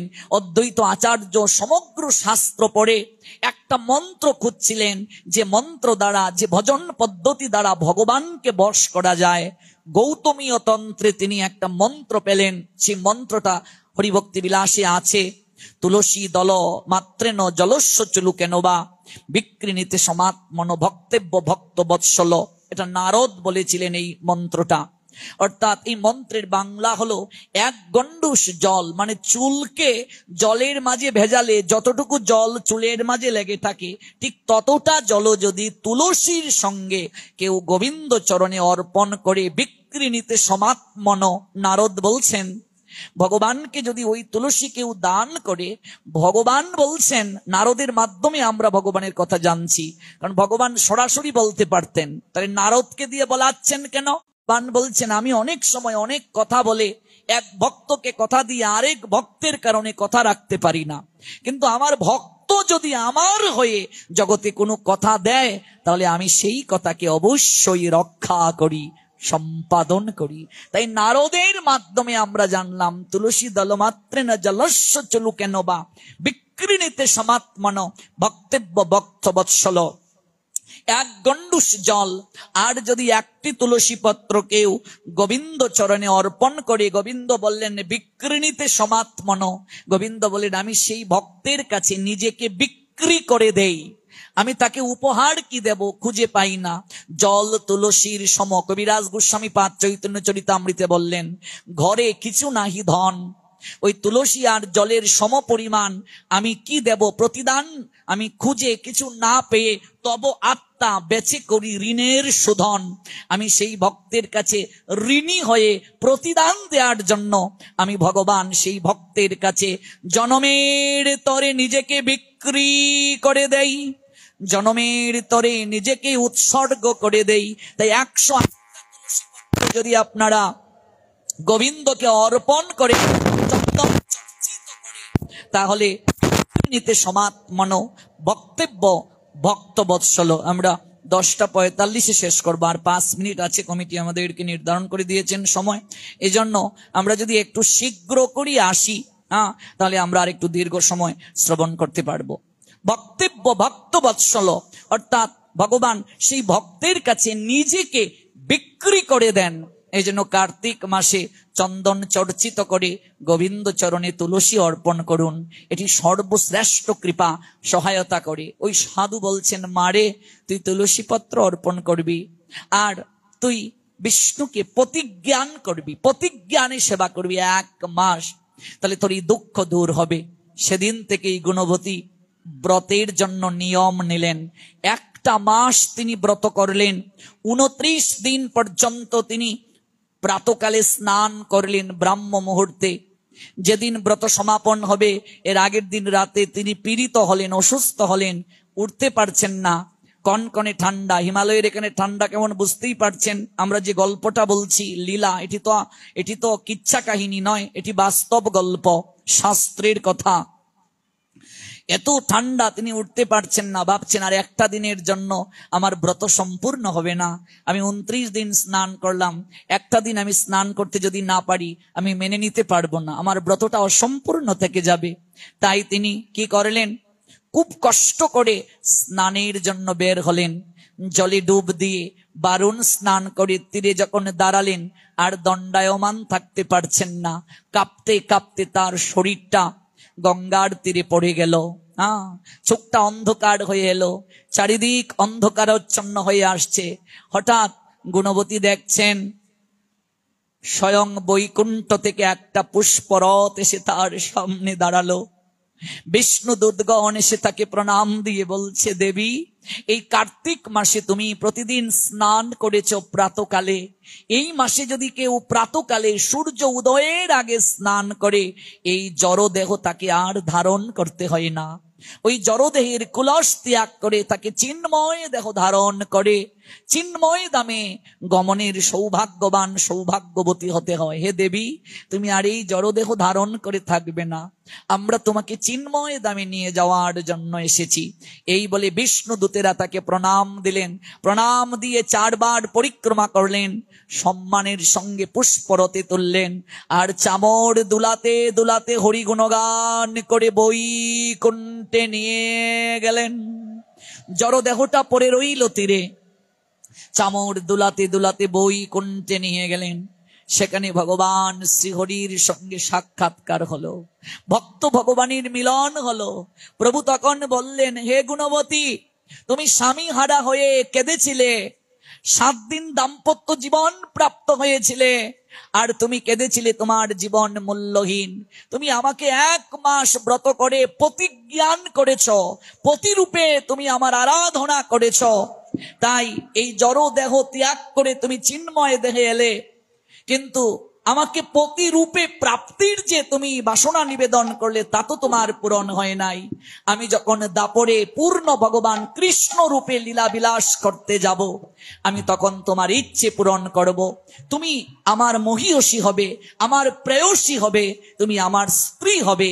এই গুণবতী এলেন সত্যভামা দেবী হয়ে, দ্বারকায় তিনি গোবিন্দের মহীয়সী হওয়ার সৌভাগ্যবতী হলেন একমাত্র এই কার্তিক ব্রত পালনের মাধ্যমে। হরে কৃষ্ণ হরে কৃষ্ণ কৃষ্ণ কৃষ্ণ হরে হরে হরে রাম হরে রাম রাম রাম হরে হরে হরে কৃষ্ণ। যেখানে শেষ করছি আগামীকাল সেখান থেকেই পুনরায় শ্রবণ করব।